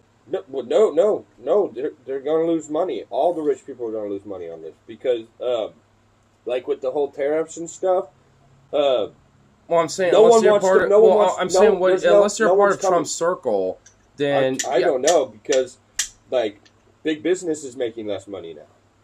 They're not making more; they're making less. They might get money from the government directly because of Trump. Like, been doing that with Musk and shit. They've been doing that we've been doing that with these business fucks for a long time anyway. Democrats do that too, but it's just so much more. Yeah, that's just a part of business in this fucking country, sadly. But yeah, but it's like nobody's making any money right now, dog. Like with their business, they're not making any money. With their special interest deals, they're probably still making money, of course. But it's come, and there were some that were going to come before the tariffs. Remember, there were business plans. That's like a minute-long delay between messages. What about the CHIPS Act? Yeah, I know. The CHIPS Act that was going to bring in businesses that would actually invest in the United States. Well, it was kind of a somewhat of a misnomer, like because the whole point of the bill was to basically just be like. You know, not like this huge job expansion thing, like it was like advertised to the people. It was mostly like, a good contract. Like hundreds of thousands of jobs, dude. It only created like a maximum like 10,000 plus or something. Well, that's because he killed the act. He killed it. Well, maybe the original concept of the bill was like that, but at least once it got put into fruition. I mean, that's not what Kyle Kalinski's saying. He's saying that, one, his first administration, we lost 200,000 jobs under Trump. Yeah. And then, by killing the CHIPS Act, he's saying we lost 800,000 possible jobs. So it's about 1 million jobs that we've lost under Trump, combined terms. Yeah. That's what Kyle's saying. I mean, I don't disagree with that. I trust his... I don't disagree with that. Numbers. Yeah. He's the one telling me 800,000. I mean, yeah, I don't disagree with that. Yeah. I mean, because that's not... Kyle's actually pro-tariff if you also have... what's called industrial investment, because you have to invest in because the whole point, at least to me, a good tariff is the idea of like incentivizing a company to be like, hey, you have to put money from the tariffs you're getting into the infrastructure to build here. I will for example, you can't just pocket the money. You have to take it and reinvest it. For example, like let's say there's like a textile company. There's plenty of them, but or a chips company. I know. For real, I know. I'm just putting again. It's just one example of many. But like, let's say there's a textile company and they want to like outsource to Vietnam, or whatever, right? Bangladesh, Vietnam, China, but let's just say Vietnam. And it's like we'll say, hey. We, as a country, will specifically tariff you as a company, like 10%, for doing that. But if you had factories here at home for textiles, just like clothing and shit, which you can easily make it, like any country could do that. It's just like, then, you'll get a little bit of a tax break. I'm not even a big fan of giving companies. That's more valuable in the grand scheme of the economy. But also they give a tax break for like let's say they get a land tax break, like the land that their factory is on. It's like tax not even loophole, just like this is the actual official agreement, you know, like of like, hey, if you want to avoid this tariff, then you will get the exemption as long as you just keep your manufacturing here. But if you don't, then you got to deal with the tariff. There were people who were going to set up. There was going to be some businesses coming. It was like, and then Trump got in office and killed everything and did the tariffs. And now it's zero. And he's just doing it. He's just doing it to try to rob, you know, people blind and openly, you know, in every way until Sunday to just make money and shit. I think part of him isn't just like strategic for the rich. I think part of him is just actually stupid, and he actually thinks what he's doing is going to work. I actually do, because the dude loves tariffs. He like glorifies that one fucking president that did tariffs like crazy. And like, I know. Well, the thing is, in a weird McKinley, right? Wasn't McKinley President McKinley? No, not McKinley. It was someone else. One of those presidents. He's like the greatest. But no, I mean, in a way though, at least if you have to kind of think about it in a sense, at least like how specifically, you know, and if you think about it in a way, it's actually, you know, kind of quote unquote smart business dealings, including honestly him bankrupting his company and stuff. Like, as I remember Vosh talking about like how people are saying he's stupid business guy and this and that. I'm just like, you know, he kind of explained it in a way where I'm like, you know, at least that's a way to just exploit even our own government for money, including when it comes to bankruptcy, you know, shit. I'm just like, you know, like, honestly, not necessarily wrong. Like, he's kind of a little bit of a weird mastermind, you know, because he always, you know, because think about it, he always because he's always on, despite his failing, he fails successfully. He fails going to the top up, like, somehow, you know, like, he is stupid and incompetent in many fucking things, but like when it comes to like somehow if he did it different, he could make more money. This is the like worst way to make money. Like it's literally like there's so many better ways to make money for himself. This is it. Well, the thing is, at least when it comes to someone like him, who's a very hyper egotistical narcissist, you know, like it's a little different, you know, and it's not the same as like. He don't need money. He wants power at this point. That's the thing. He has money. He's had money his whole life. Yeah. He wants power now. Like, he wants them to suck his dick. He wants to humiliate. He wants to... It's not even just about power. He wants power to take the power away from others. Like, he likes being a schoolyard bully. He loves it. That's exactly who he is. That is who he is. That's not him being stupid. That's just him. That's what I'm saying. That's exactly who he is. And so, it's just like, but that's... He loves making, like, I mean, have you seen that, like, you know, recent... You're losing money for both the parties. I mean, have you seen that recent, you know, like, meeting that was somewhat public with some of the European leaders and... Kalinski. And also... I didn't read up too much on it, really. But, like, all of them were basically just kind of suckling it up to his dick, basically. I mean, it's because they the fucking leader of the EU, who used to be the Prime Minister of the Netherlands... He fucking, on camera, was basically calling Trump daddy. Basically, yeah. I know. And it's just like... What? And then Trump posted a picture, a fake AI, of that guy bowing down to Trump. Trump was in, like, emperor clothing with a king hat. And... Imagine the weird... It had, like, air quotes. It was like, haha, I am daddy. I am the king. And you Europe is, you know, I just thought of something submissive, and then it had another air bubbles of the guy on the ground saying, "Oh yes, we love you. You're so smart." You know, like, I just thought of something. Thought of something. What, like, if we had a time machine and we gave like ChatGPT or some Grok or whatever to like Hitler once, exactly at the moment he took power and seized power for the Nazis and shit. I just wondered if some of the weird propaganda AI-generated shit would come out of all that, you know what I mean? Like, because it wouldn't be any different. I mean, because honestly, think about it. Like, a lot of, despite it being AI... of how Jews' nose and because think about it. Different and how that makes them look because think about it. They still do shit of course. Well, because think about it. Like, because, I mean, with the AI-generated shit that we're seeing, that it's taken from the same page. It's not that fucking different at all. Like, I mean, it is different because it's not a human mind creating it in that way. It's just a human mind giving a prompt. Authoritarianism that Nazis based their shit off of started here. It absolutely We were doing did. the concentration camps with Native Americans and eugenics and we were you know doing the all that whole shit way Aryan before. weird Yes. white supremacy. Yeah, Like they advertised Los Angeles. Hitler openly. No. Los Angeles. They advertised Los Angeles when they were trying to get people to migrate west. To like ethnic cleanse it of like. No, you know, it was supposed to be the Aryan city in the sun.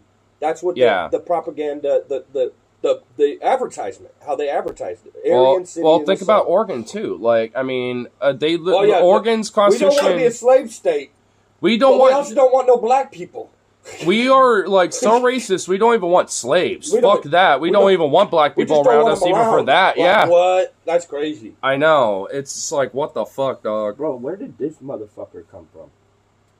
You know, I was wondering why I got some bruises on my legs, but I think it might be because of the stands at that football game that we were at on my birthday. This just happened. This is from last night. Oh, well, last night. I woke up with this. I don't know. What's going on with my fucking knees getting bruised? Yeah, you're getting messed up somehow, dog. I got a bruise right here that's starting to go away. I got hit. That one I know I got hit with something. This one I had to hit something. That had to have been hard. I don't know. Because that's like gunk. See it? It's got like a see how it's got like a purple and then I know. I know what a deeper- bruise looks like. I don't bruise usually. That's weird. I'm getting bruises all of a sudden. I don't bruise. I cut. I'm a bleeder. Yeah. My skin opens up, man. Usually. Rose says, dude, sorry to interrupt. Someone on Twitter, wait, hold on. Said that he gave their life to Christ in a Cracker Barrel parking lot. Huh? Someone gave their life to Christ at a Cracker Barrel parking lot, and they posted that publicly on Twitter. How? Like, would they, like, get a fucking bathtub of water in the parking lot and baptize Well, themselves, you can or? do a prayer to give your heart to Christ. I mean, there's like a prayer. God. That's so dumb. I'm sorry. Who came up with that? Because the Catholics didn't. Protestants, I think. Stupid. Well, the thing is, I mean, you can give your life to Christ with baptism and that, but to do the official giving your heart to Christ is the baptism, but you can also, it's doing the lifestyle of what Christ would want. That's giving your life to Christ is by doing your lifestyle. That I agree with, yeah. That's why I'm like this, just give it even to if you're Jesus. not a Christian, you can do that unintentionally. You know, like how Catholics have the fucking confession. You have to go to confession. Yeah. I think that's bullshit. Because God already knows. If God is real, well, the whole point of confession. Well, the whole point. He knows everything. Well, because the whole point of confession, and because Catholics are retarded for this, but like the whole point is like you go to the priest, you know, because they're like one of the voices to God, basically, and it's like maybe the Pope. That's like Pope is the direct voice to God, but yeah, the priest is not a voice to God. He's just not directly, no. No, like, he's a worker of God, but yeah. he's the same as me and you. He has no divine interaction with God. Well, at least, from what I understand with the Catholics, they have like a... That's bullshit. That's not true. That's why Protestantism happened. Yeah, like with Lutheranism and with like St. Luther. I know, I'm very Their book well. does not say do this. Like, well, there was literally a 3 decades war fought over this. Like, Protestant nation... No, that was between France and Britain over other shit. That was the third... Yes. Protestantism wasn't a thing yet. The 30 Years War was. The 100 Years War was between families.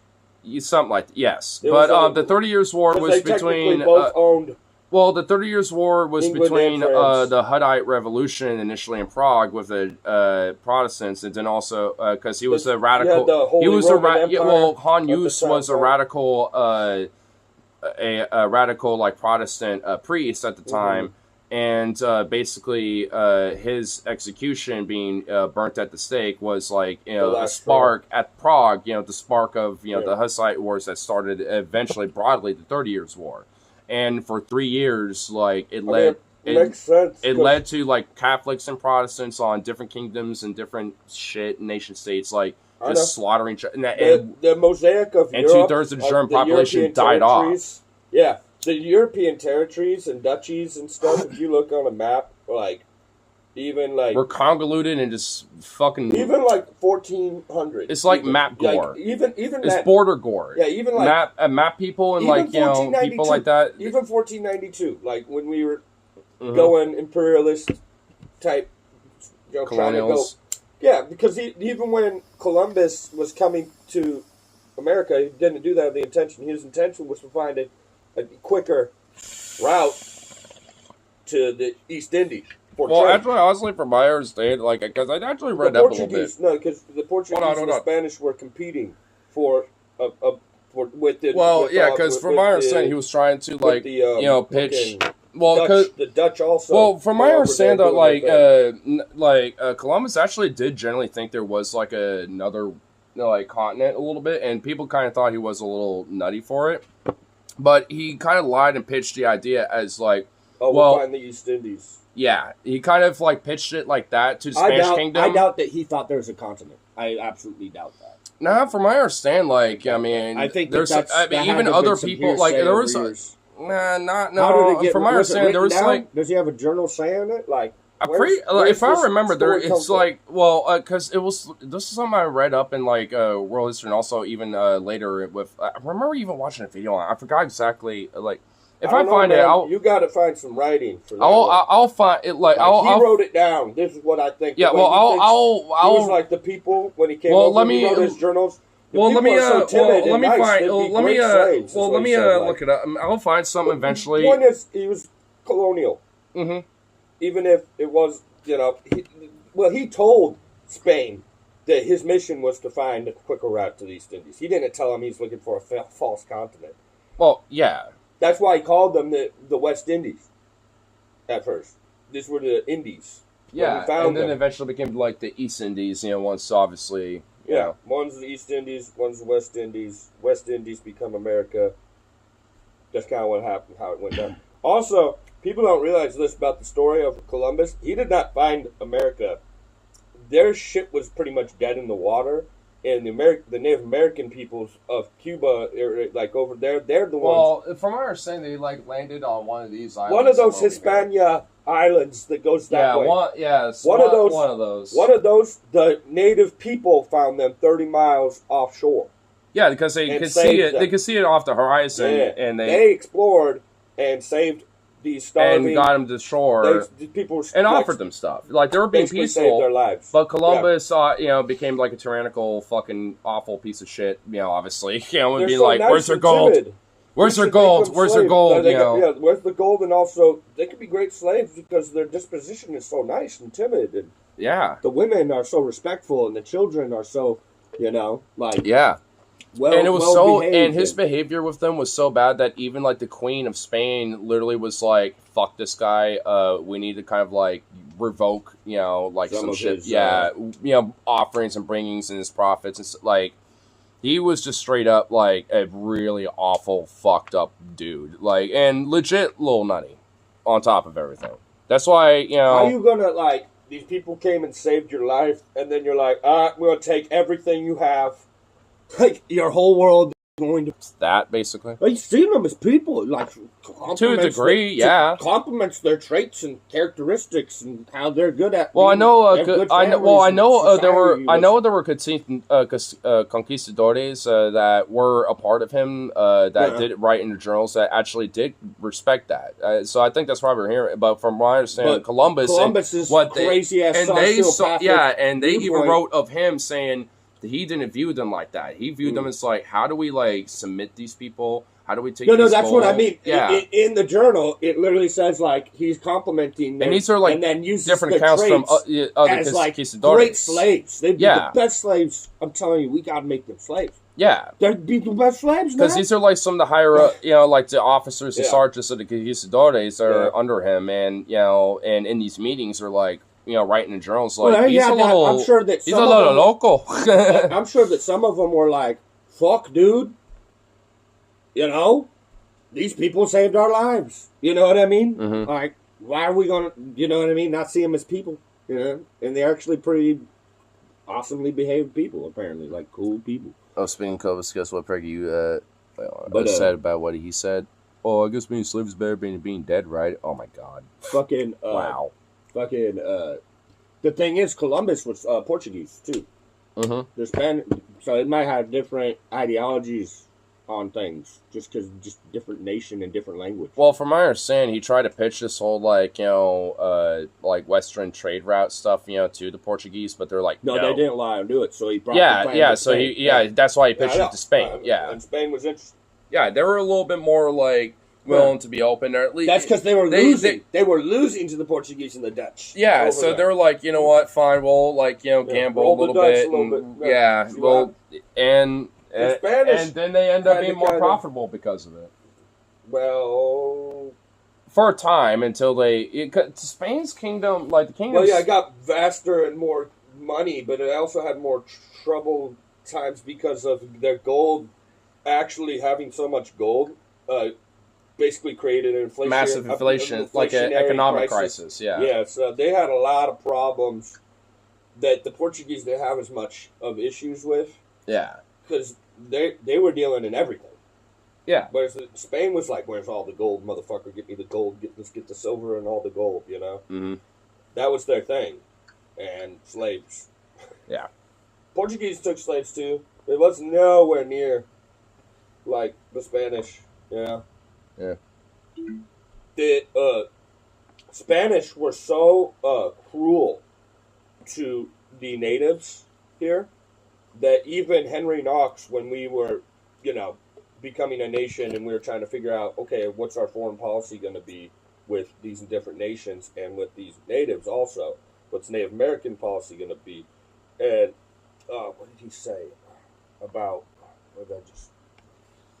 We cannot have a policy like Spain's. They called it something negra, and it was like the black, like death or some shit. The black, like something so bad the way they treated.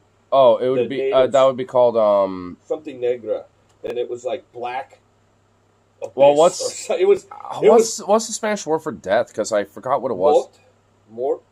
Something like that. Morte negra or something. Yeah, in French, I think it's very similar. It's like but in well, because I know there's like a literal holiday that's actually that's like a death not song. Death. That would be dead. That's what I'm saying. It's dead. So death is a different word. Yeah, mort in like Italian and French, that means like dead. I want him mort, like dead. Yeah. You know. Je voudrais il mort. Basically saying like I would like that motherfucker dead. kill that guy. In Minecraft.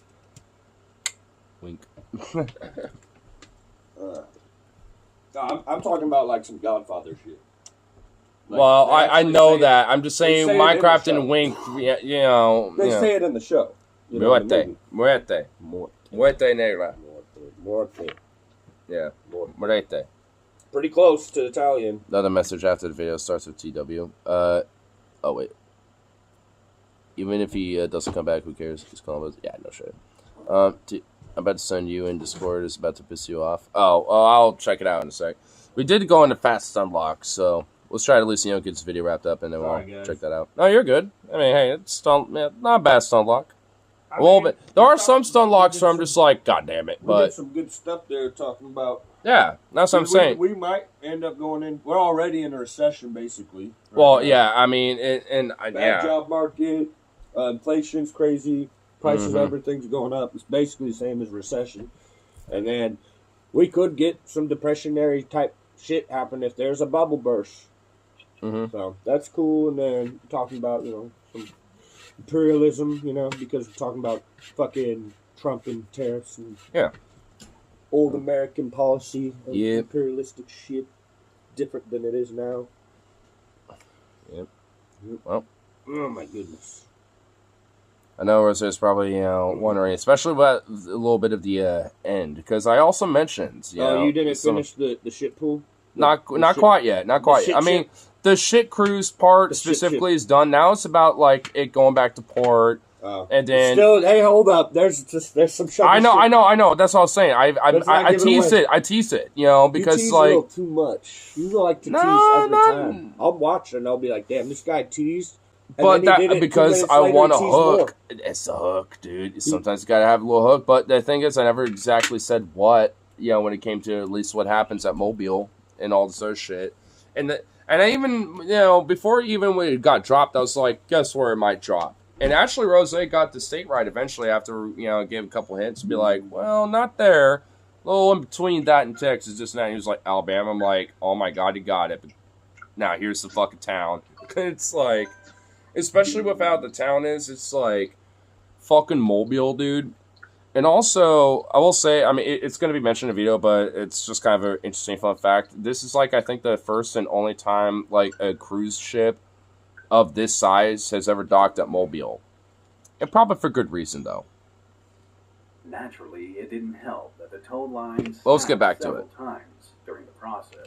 Mobile, Major Alabama. news networks Crazy, reported on Triumph's arduous journey. I'm just also hoping these tugboats had, like, you know, spare tug You know, lines. Mobile, I'm surprised Mobile didn't get bigger. It's got a big bay. It's like a big bay port. Like, I think there's a river going up. Yeah, there is a river, yes. And it's a big bay. It's like a bay. Like, I always was surprised why it wasn't a bigger place. Because of Norla. Mississippi Delta and all that. It's Norla. Well, That's why. Pensacola, where my it's on the kind of border of Alabama and Florida, West Florida. You know, that's got an airport. It's about the same size as Mobile, I tell you, and it's got a giant river, but it got no bay. It's a big ass river, almost as big as the Columbia. Big wide motherfucking river. Kind of splits the city in two. But it's right there on the Gulf, too. Like, the river just goes right into the Gulf. Kind of like how the Columbia does. So it's not like the best port the way a bay is, where you have more protection, and you can build more infrastructure, the way, like, the Bay Area is, or Seattle. Seattle, the sound. Well, that's probably why, though, like because they can't really have, like, such a big port like those places. That's probably why, honestly. How come? Because, like, it's not as efficient, to, like, have, like, bigger dock support if it's, like, not as feasible. That's what I'm saying. Mobile, you would think, would be, because it is feasible with the bay. Yeah, I mean... And it gives room to honestly, grow, it's probably because the state of Alabama is shit and doesn't actually want to invest in the fucking... They could have made that because a powerhouse. South is... Yeah. Because honestly, Alabama could be like a competitor to Louisiana when it comes to like dock town. Yeah, if you've got Mobile. Because Norla's got that history and stuff, but also it's like a little bit lower, Yeah, but Mobile's like right. See that little bay? You can see it. Yeah, it's got its own river, a little bay. And then Pensacola. Honestly, I think the reason why is because really of close. the Mississippi. Pensacola's right there Yeah, too. but also I think the main reason why is because of the Mississippi River. Like a lot of those cargo ships can go up the Mississippi all the way as far up until like goddamn fucking at least Well, I'm not saying it should be the size of Mississippi. Well, sure, no way. But like Portland has a big river and goes right into the not the ocean. Yeah. It goes right into the goddamn, it's a bay it goes into, and then it's the goddamn Gulf of Mexico, Yeah, I know, I just, picked it up and immediately got a fucking score. I stole it from him. Oh, you stole from your own teammate. Yeah, he hit it at me, though, so. Hey. He would have missed. Either way. No, I mean, he would have hit it, but either way, he got it. He would have hit me, and we both would have missed. Yeah, well, I don't want to get distracted by it again, but yeah. Around-the-clock coverage. I love how there's a plane circling the ship, too. On Wednesday, February 13th, Tent City had to be dismantled to make way for an incoming chopper delivering much-needed supplies and equipment. By Thursday, they literally had to have seemed supplies to get dropped a little off. lighter after the food drop and the arrival of a generator. And honestly, at that point, why not just fucking, just, again... Look at this score real quick. Look at that pass. Why not just send, a helicopter and shit, you know what I mean? Blew the motherfucker up, nice. And then I got the assists. That promised the luxury of hot meals. By this time, sanitary facilities were restored to parts of the ship, and passengers had access to power outlets to charge. Dude, look at this, communist, mutual, we're all sharing chargers to charge our shit. Dude, this is a spider web of chargers of all these power outlets. And they were throughout the ship. This is just one. You got, someone's iPad, or, iPhones, or, Androids, everyone's phones. And some people are just sitting there charging them while they're just hanging out, on their phone. I'm bored, I'm dying to at least play my fucking offline game or something. I need this while I'm charging my fucking shit. Fuck this. And so many people are like, I've been playing on it. I'm just going to turn it off Go, and charge dude, it I and just pulled the hide. ball down on his ass. He scored on himself. I knew it. I was like, this fool's not going to see this coming. Look, I went from above and hooked it down, and then he hit it in. Oh, my God. Nice. Loved ones have been a battle. We've spent the past 2 days, about 4 to 5 hours a day, charging our phones so we can at least have the opportunity to talk. The only time we get cell reception is if one of the other cruise ships comes close enough to us. So we've all been frantically charging, and we've actually rigged charging stations from ship computers to try to rig. I'm sure we're going to blow up the ship doing it. I'm sure we're going to blow up the ship doing it. Girl. I don't think that's how it works. Yeah, exactly. That's not how electrical surges work. Like, I'm pretty sure everything will be fine. The ship ain't gonna blow. Yeah, it's gonna be like a battle cruiser or something where there's like an ammunition storage room, and you know, an electrical surge just causes that entire thing to blow up, and like a cruise ship, and just it just like split the shit in half after a big fucking explosion. Yeah, that's that's exactly how it works. How much do you want to bet that she's like, tall, blonde, and sadly a little dumb? And probably, every now and then, when there's a dog around her, you're wondering, what the dog doing? Because you have to kind of keep her away from him. Because blonde bitches, I don't know what it is, but they're a little weird about that. Weird about what? Have you ever heard of the joke and the meme? They don't like dogs? Or? No, they like them too much. Why? I really don't know why. I haven't really bothered to explore it further. I just heard it's so like snow bunnies like dog dick or something? Is that what people are trying to say? That was like, especially in high school, I'm not even joking, that was a huge thing. Where, even there was a rumor where one of the cheerleaders when I was a freshman and sophomore. Oh, no. Yeah, like, dude, I'm not even joking, bro. I know those cheerleaders. There was one girl, we called her Hody, because she sucked off almost everybody on the basketball team. Was she blonde? No, she's redhead. Well, it must have been a secret, and she just told some friend. No, that I don't know, man. That did not happen. I swear to fuck, bro. It's high school. Boys they're like a girl, so they'll say shit about her and like get attention because it's so weird. And girls do the same shit. They'll like be mean and antagonistic and make shit up about I guess, but more than the thing is though, it wasn't just at school though. Like because I was still off and on at least at that time. That's when it's a really bad rumor where it keeps affecting your life. No. I know, I get that, but I'm saying like there was other people from other circles, like because I was so off and on at like going to church at like camping and stuff. And there was even a rumor where there was like church people. Yeah, they're gonna talk shit. Well, there was apparently like a couple blonde chicks, and apparently one of them legit admitted it to like an ex, or not even ex, but a current boyfriend. And at a summer camp, he's like, "Yo, guys, when the camp youth guy was like doing some other shit, but we were all just hanging out in like our little cabin area. He was like, yo." So I think we were doing like a truth of the dare or some shit. I think we were doing that. And instead of like a bottle, we just coin flipped it. Well, the thing is, we were like I know. Well, no. Like from my understanding, like it was like a coin flip thing, and someone asked him like, "What's the dirtiest thing that your girlfriend did?" Because it happened to be him that flipped it for a truth, and he was like, "Honestly, she would kill me if I ever said this, but like." There was one time where she, wanted to try like my family dog, and he didn't go in detail. He just kind of did that, and it's like, and she did. I, watched her just to make sure that she wasn't being fucking extra freaky or something. But yeah, she just did it, and I was like, well, what the fuck? What did she do? She sucked off the dog dick. No, she got fucked by dog dick? Yeah. Okay, you can't fuck that pussy anymore at that point. Well, he said he said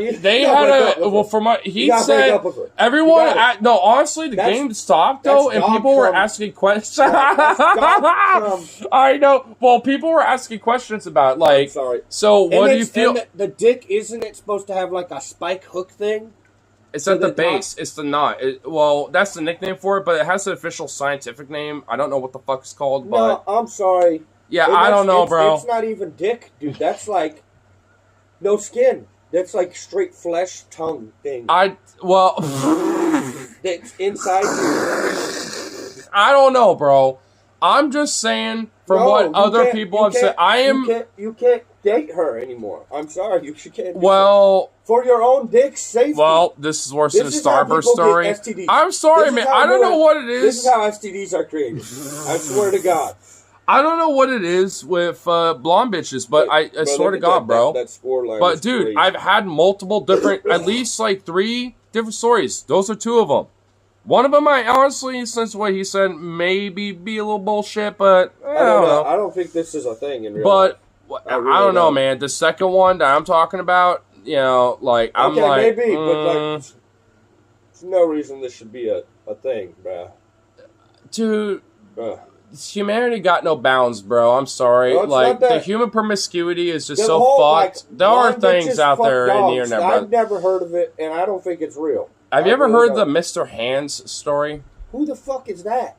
It's the nickname of this one guy who literally, that's was it's like, you know, moniker online at least. That's why it's nicknamed the Mr. Hands story. But he literally got bedoinked by a stallion, and he got fucked by a horse. But so bad that, like, because he never did it before, so he wanted to try it, and he was like some Boeing engineer out of Georgia or something. And he met another Boeing engineer in Washington, and he went to his farm and got bedoinked by a stallion, and it fucked him so hard and bad that it literally ruptured his internal, like, colon and large intestine to where he internally bled to death.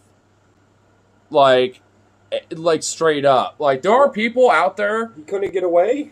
No, he wanted it. He wanted that stallion. God. No, he wanted to be, like, he wanted, unironically, the horse stick, like, straight up. No, there's got to be a point where you're like, okay, this hurts, so I got to stop. Well, I don't... bleeding. Well, it was too late, bro, but... And the fuck thing is, there's video of it, though. That's the fuck thing. Oh my God. The farmer recorded it, well, and... Dude, and there's YouTube videos out there, you know, from like decades, you know, or not decades, but like, you know, 15 to 10 years old up until recently. Like, there are people that to this day as like React channels will not show it, but react and show their reaction to it, you know, while they find it somewhere online. Because you can, if you look for it, you can't find it online. I get humans are crazy and shit. But and it's wild. I don't believe that the blonde women happen to be fucking dogs more than other women. I know, Rose, and me and Rose aren't, dude, I don't know, man. Weirdos are just being weird. I think that's just some bullshit. I don't even like blondes. I'm defending them. Like, I don't think that should be a thing. Man, all the shit y'all women talk on us, yet y'all go do things like this. White men, why? White women, they all probably doing it. That's what I'm saying. That's why he's saying. Well, they all are, yeah, probably, but still, I mean, it's just like, bro, humanity's just fucking no fair game. Like, dude, there's literally like fucking, you know, ancient Roman and Greek, Egyptian like weird art and stuff. Well, the mythology. Yeah, I know. Well, not just mythology, but also like, yeah, I know, and also Zeus literally being like an animal, and Loki being a mare and getting fucked by a horse, but as a mare, like, I mean, you know, dude, like, humanity's got a very weird, promiscuous fucking mind, you know, and it's just been very congruent throughout history. I mean, it's just, I think, especially with the internet, it just really exemplifies how fucked it really can get sometimes, and it's just like, oh god. I definitely don't think there is a correlation between blonde bitches and fucking I mean, well, kayfabe aside, I don't think there is either. I think it's just a weird human promiscuity, you know. I'm disgusted. I know. Well, because humanity sometimes is disgusting. It's bad enough that like people fuck goats. Come on. And shagging sheep. Yeah. And mares and stuff. It's like, bruh. Come on now. And there's acronyms like JRHHBR. Like, do you remember that Dave Chappelle pick skit where he's talking about AIDS and how it supposedly came from someone fucking a monkey? He's like, you know how hard it is to fuck a monkey? Okay? First you have to catch him. And then you gotta train that monkey.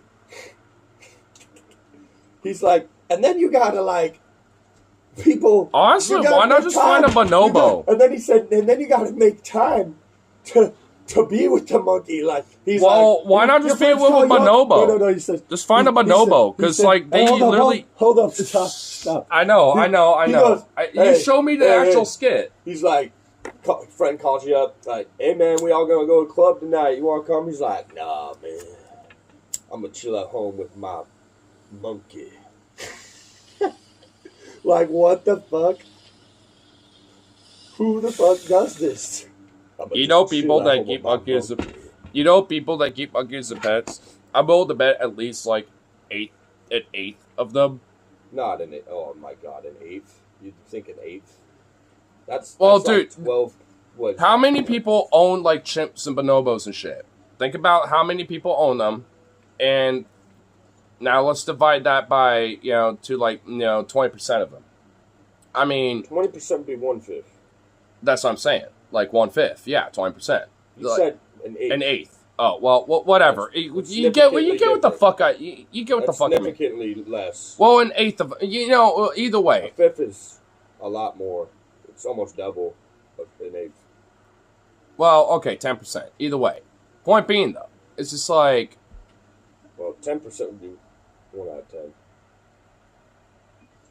Why do you have to be super technical on my ass? Anyway, you get my point. Like a small percent between like a fifth to an eighth. How about that? Or a fifth to a tenth, or whatever. It's like 12 point something. Yeah. In between all that, it's just like I guarantee you. I don't think 12% are fucking monkeys. That's too high. Maybe at 8%. Well, even if they're not, they're 10%. probably trying to or some shit. 10%. I mean, think about Tiger King. You don't think that weird ass motherfucker was probably being like, Ty-Goosey. You know what I mean? No, he liked to take straight men and force them to be gay and make them. That's what he liked. Well, because what's his name, Bobby? Bobby for some reason won't fuck gay dudes. He wants to turn the straight people gay or some shit. It's so weird. He wants a straight cock. Well, how come he messed around with me? Because you're bi, so you're kind of straight. I don't know. I mean, and he heard you got a big dick. Ugh. I guess. You should have let what's her name fucking go to town on you, bruh. I mean, a little shy. It was the fact that she just straight up just went at me, and I didn't even say shit. I was like, this is kind of low-key unconsensual, though. Oh, come no, on. I didn't consent to it quite. You didn't want it? Not like that. Oh. I'm sorry, but the way she did it, I was like, whoa. She whoa. Whipped it out and started taking it. In front of everyone. I was like, whoa. If we're going to be doing this, can we, at least chill for a second first, and then, I don't know, go somewhere else? She just want to fuck you, dog. Well, I'm saying, sometimes that's how it starts. It's one of those, buy me a drink first situations. You know what I'm saying? No, fuck off. No. I was just like, and honestly... You just don't like your dick sucked. No, bullshit. I like it. Oh, I love it. I love it. Oh, I like it. Oh, I love that dick suck. I'll face fuck a motherfucker. She wanted to fuck me that night, but I was like, I already have a girlfriend. Yeah, and then you started bragging about my dick, and I was like, oh shit. She really tried, dude. She was in my pants, hands in my pants. And then she just started. She was all over me that night, dog. She wanted that dick.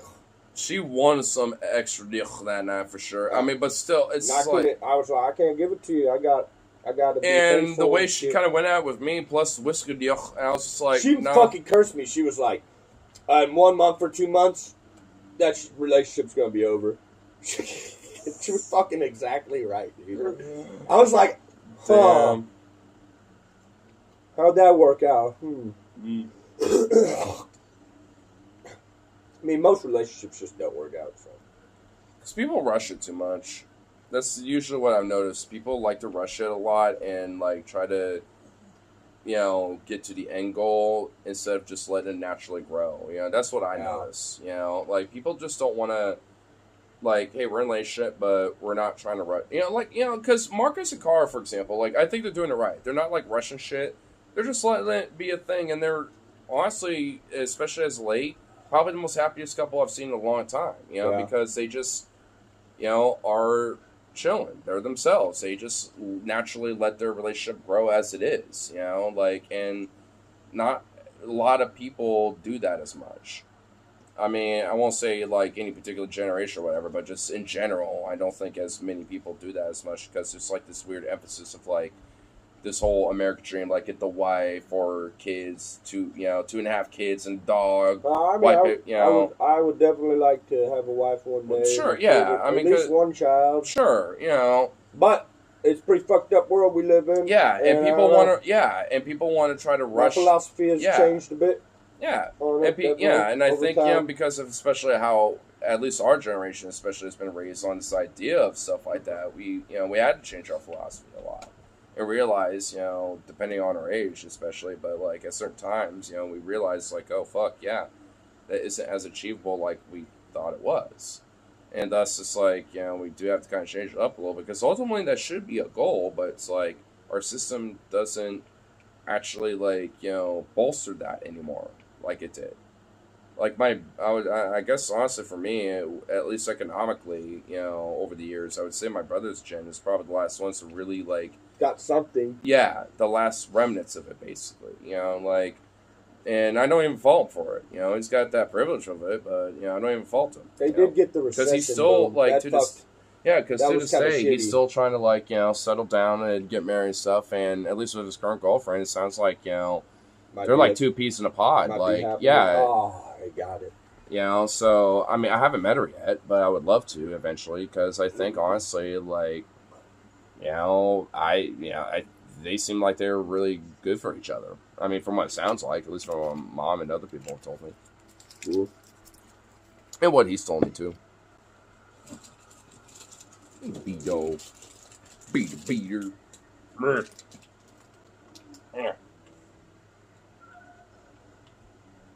Don't sit on my hat. Don't nest on it like an egg, you dipstick. Bruh. Beater. Why'd you do that? I love you, but why? Why you nest on everything like it's an egg? Are you a little hen? Are you a bird? Are you part He does just plop himself on top of shit. I know, he wants to nest it like it's a fucking egg or something. It's like, this is my spot. I'm gonna sit on my fat ass on it. Let's go, bitches. Oh, you love those heavy pats on that belly. Oh. Good boy. Right, enough sunlocking. In Mobile, worried family and friends gathered at the port, anxiously awaiting the first glimpses of the Triumph and their loved ones. It was terrible.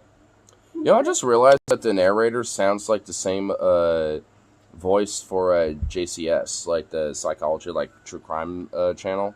Sounds like the same voice. Kinda, yeah. And with Iwu, too, a little bit. I wonder if it is the same voice actor, because I actually vaguely know about the guy, because, funny enough, Paul Zigo actually knows about him, and is actually friends with him a little bit, and even gave a shout-out unintentionally to his channel on one of his streams, because he kind of wants his personal channel, like, kind of secret, but at least as a narrator, it's like definitely a really good voice actor though, especially for shit like this. It kind of reminds me of like that Forensic File voice. Like he's like a modern version of that, and it just fucking works. Hey, Mama, when everybody get off this bus, everyone's probably gonna have to have a little psychological help. The Triumph Kind of have that cadence. They do. They have that cadence for sure. was the largest cruise ship ever to dock at Mobile, and its final leg into the port required more than 6 grueling hours. Careful finally started disembarking at about 10 p.m. on Thursday. I love how she's kissing that crusty seafood weird ass fucking Mobile, Alabama concrete, dude. 30-mile ship channel Look at her. across the shallow bay. She's like, yes, blessed the Lord. I'm kissing this dirty ass fucking concrete. I don't care. I can take a shit. I could take a shit with a running toilet. I'm on land. I'm off this damn godforsaken boat. I'd never get on a boat ever again. Carnival. I know for no facts. I know for real. Not even for kayaking. Be like, nope, fuck boats. I'm done. I'm done with anything that floats on water. Nope. Nope. Yep. I'm not going on islands. No. It's the mainland or nothing. Dude. Yeah, I'm a land dweller now. I'm a landlubber now, bitch. Fuck the waters. I won't even swim in the water again after this. Yeah, I'm like, actually, real. You would literally be therapy. I know, dude. Oh my god. Oh my god. Holy shit. It's like, in a world, voice for Trey. Oh my god, dude. Yeah, I love that voice. We need to bring that voice back. In a world. Oh, where I used to do the movies. Yeah, like late 90s, early 2000s. In a world. Dude, that. In a world. Dude, that voice, bro. That's so iconic. 2 rascallions. Well, CEO. In a world where casual, upper middle class, yuppie white people want to go on a cruise, and it takes into a very shitty turn. Oh Poop shit. 3K Hill. Poop Cruise from Hell. In theaters, July 4th, 2009. October 31st. 2001.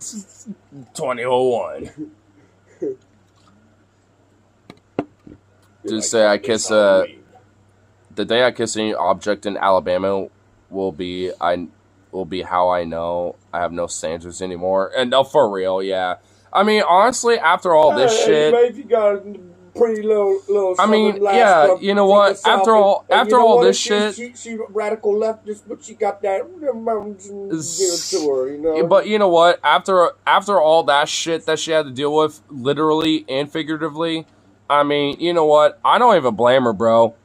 I mean, whatever she's kissing on that fucking concrete is probably sanitized more than whatever that cruise ship was dealing with by the end of it all. You know what I'm saying? Yeah. Like, the amount of weird funk and bullshit that cruise ship was... I don't know if I'd kiss that ground either, though, because how many of the shoes... Just working man sailor shoes and shit. The people that got off before you. Yeah. Their shoes are shit shoes. Oh my god! Oh my god! Walkway has shit shoe. For real, they got shit shoe residue on that sidewalk. Somebody walked there before. Oh no! We didn't even think about this when we watched it earlier the other night. Oh my god! We didn't even think about Oh no! It pissed residue. Oh no! Oh god! Oh Jesus! Oh Lord, have mercy on all them souls. Going in the shower and pissing barefoot? No, I guarantee you they're wearing. They're shoes. all. Oh yeah. Or like over the edge of the boat, just like fuck it. You know what? I just can't hold it. I'm just going over the edge of the boat. Hopefully no one's here. And if they do, sorry. I just can't hold it. I'll just let them know. Oh god. Oh Lord of mercy, dude. I can't even fathom being on this fucking boat, bro. Oh my god. I couldn't fathom being even in like a combat zone, but like funny enough, but like in this shit, I can't even fathom, bro. I can't even imagine. I don't even know how I would react. I'd probably just like say fuck it. Like, we're near the boat. Oh, we're near the coast. I can see Alabama right there. Oh, it's Alabama. Fuck it. I'm just gonna let the ocean take me or drift me to Norla. Fuck it. And if not, I'm walking to Norla. Fuck this. It's I don't think it's Norla. It's Nola.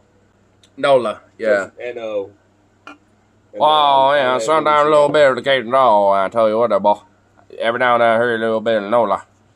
Occasionally, but not every case twang. Not every case twang, but every now and then I hear a little bit of Nola. Depends on the twang of occasional night to get there, boy. You don't want to be getting hit there out in the middle of the bayou with the oogaroo. With the oogaroo? The oogaroo, yeah. You don't want to be, fucking around that down there, boy. Electric boogaloo. I've seen it out of the jungle, there, boy. You're a little white. That would be a good meeting for the oogaroo.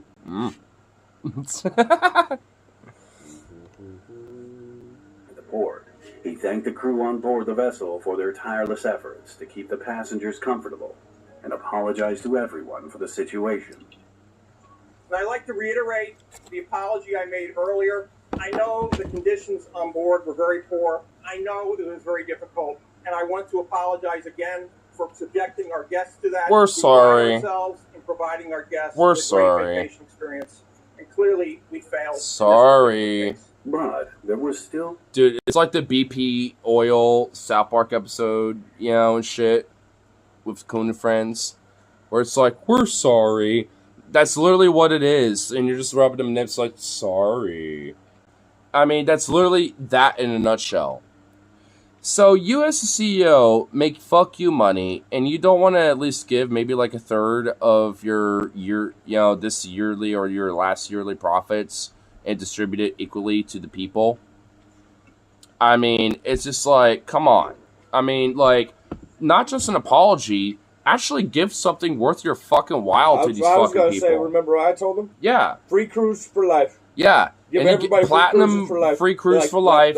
You can, whatever cruise you want, will never is for happen free. Again, I swear to God. And also, you get privilege and VIP status every time you have a cruise. We want us to you get, basically tell everyone, you're treated like Donald Trump when you're on a cruise. Yeah, but or Bezos, you know? They made it right. Like, have them maybe, like, you know, be in a commercial.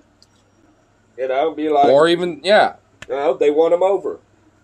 You know, seriously. Like, turn a bad thing into a good thing. Yeah, they can market it and profit off of it. Yeah. Even if, everything is free for those people, those people are used to incentivize to say, hey, they did something wrong, but hey, they corrected it and actually made it better. Yeah. I didn't file a lawsuit because they actually corrected a mistake to where I thought it was satisfactory. Yeah. Like, hey, you know, if something fucks up even on a cruise that we're on right now, like, you know, hey, like, you know, you'll probably get the same result. You know what I mean? Like, because, I mean, what's, like, over, like, what, 3,100-something people, you know, like, 3,150-something, you know, passengers, you know, getting that type of status, and, you know, sporadically, they're going to, like, be on various different cruises off and on throughout their life, and the thing is, they're not going to do it every year and every time, you know? They're going to just do it when they want to bring their family, or, you know, and all this other shit, because then the expense of them paying for the cruise, including their family, would just go to paying for the expense of them being on the trip, not themselves. See? I mean, because ultimately, that cruise is still making a bunch of money off of, you know, the people they bring, you know, because, you know, let's say that there's also, like, a package included with that, you know, VIP style, you know, card, you know, for these cruises, right? Where it's like, hey, you know, like, this includes my family and friends that I bring along. Here's the proof of their tickets, you know, that are a part of me and shit like that, right? You know, at that point, it's like, as long as they pay for all of their expenses, then who gives a shit, you know? Like, I mean, they really could have done, like, I mean, because we'll get into it a little further, but, like, what they could have done, especially for all this shit, is so subpar that it is honestly fucking ridiculously insulting. More trouble in store for the passengers. In the Carnival ticket's small print, the cruise line added a protection clause. If the performance of the proposed voyage is hindered or prevented by breakdown of the vessel, Carnival may cancel the proposed voyage without liability to refund passage money or fares paid in advance. Problem is, the voyage wasn't canceled. Like, it just fucked up, and they had to, like, report and shit. The voyage itself was not canceled. At no point was it ever canceled. I mean, so the company literally tried to use this clause as a defense to not reimburse people as much as they could, and really ought to should have, because of this clause. Despite this, each passenger received $500, a free flight home, a full refund for their trip, and reimbursed most expenses on board, as well as a full credit for another cruise. And what does, you know, reimbursed for most, like, you know, consumption and, like, expenditure on, like, what does that mean? Like, I mean, because that is some bullshit. Like, I mean, everything should be reimbursed, every fucking penny. On top of that, $500 bullshit. I mean, like, straight up, and that's minimal. Like, it should literally be like, frankly, like 10 grand, and you get cruise for life, and just don't lawsuit us. You know, don't sue us. There you go. Because honestly, even for the most Karen of motherfuckers, even like proto Karens of this age, like, despite the justifiable Karen reaction to this type of shit, I mean, I'd be satisfied, at least personally, if I life and refunded all my expenditures, you know, from the cruise, including the purchase of the cruise ticket and everything. I'd take it. You know, like, yeah, that'd be nice. This didn't stop passengers from filing a family stream. Oh, with the what I was doing earlier with the BP shit. Well, you know what? Has it ever really been a family stream? Come on. Yeah, we were talking about straight up like interspecies. Yeah, seriously. Well, it's just that's the best way to put it. Interspecies relations and shit. Yeah, I mean, come on now. I know you're joking, but come on, Rose. We're never family friendly here. However, their chances of claiming compensation were slim to none unless they suffered a personal injury. Carnival ended up awarding $118,500 in damages to 27 passengers for doctors and hospital costs related to the ill-fated cruise. But the ship's woes continued. While it would... This was foreshadowing way earlier, too. The fucking foibles of this fucking ship does not stop after it got docked in fucking Mobile. Moored for repairs in Mobile, the vessel broke free, drifting across the Mobile River and colliding with a tethered dredge. It literally broke free and started drifting away in the fucking river and collided with a fucking other boat. There's even a photo of it. Pinned between the cruise ship and the dredge. Tragically. Tugboat got fucked up. Look at this. It's like bonk. Oh my god. Wow, that ship quit. Dude, this ship was like done with everything. It's like, fuck this shit. It ran away from home. And it ran away. Sweet home Alabama. Like, I gotta get away from here. Like, I need to sweet, unsweet, savory hell, Alabama. I ran away from the ocean. Gotta get out of here. Fuck this. My boss is an asshole. I'm out. For real, dude. I mean, sadly, though, somebody from the tugboat... so fast. If I was one of the staff people who worked there... for real. I'd be like, get my fucking pension now. 2 weeks notice. Pension now, fuck off, I'm out. Like, no. Like, yeah, I would be done with it. Yeah. If I was a member of the person that died. One person died, and another was injured. As for the... I do wonder how that one person died. Like, were they, like, on a tugboat? Or, like, the ship and where he just, like, bled to death or something? Yeah, like, I'm wondering how that happened. The severely injured, I could assume, like, someone, like, you know... when the boat hit, like, gong gong, and just, like, hit their head on the side of the wall or something and got crushed. I see this explained. I'm sure probably if I look into it, I could... I'm surprised more people didn't die. I mean, frankly, especially with, like, dysentery, cholera, yeah, E. coli, yeah, honestly. I mean, maybe not tonight, but the next one we'll look into with the 300,000, like, people at a festival, like... surprisingly, not many people died in that one either. You know, but yet, like, so many, like, literally the equivalent of a small city was, like, on this tiny little fucking little island and shit. Just later, but I have an idea where, especially for this pop-up shit to get rid of. We'll probably look at it a little later. I don't know. What time is it? Yeah, why not? Yeah, we're almost done with this one. Probably, like, the population of, like, Vancouver. Like seriously, yeah. Like there are some like metropolitan cities, quote unquote, that are literally the population of like 300-something thousand people. Yeah. For like some cities, quote unquote. Even though for me, I would just call that a big town, or like a mini city. You know, for all intents and purposes. Like Spokane's probably only like a 500,000. Yeah, or I wonder how big the population of Cheyenne is, because like I imagine Cheyenne's like a population like that, or like Billings, or you know, some shit They're like smaller than that. Yeah, I mentioned. Well, honestly, let's look it up real quick. I mean, what's the population of what's the population of at least Cheyenne, Wyoming? Because that's the capital. Wyoming has. Well, I know they barely have any people, but Cheyenne is the capital, and I know most of their population is in Cheyenne.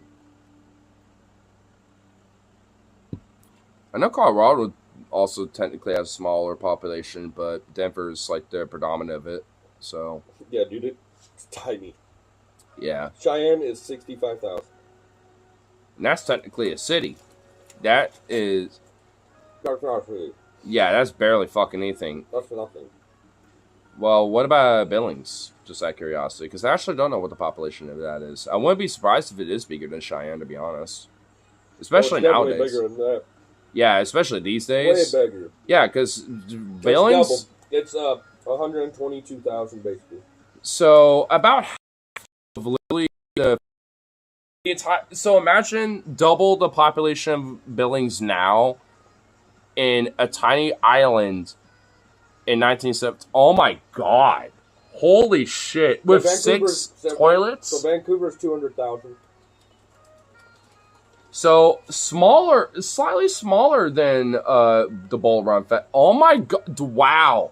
So Bull Run Festival was actually like bigger than some genuine like quote major cities in certain states. Like Billings or like Vancouver actually does have a downtown with like somewhat of it does, yeah. Shit. And I know Portland has like what, like something. Oh, is it way bigger than that now? The metro. The city itself like one.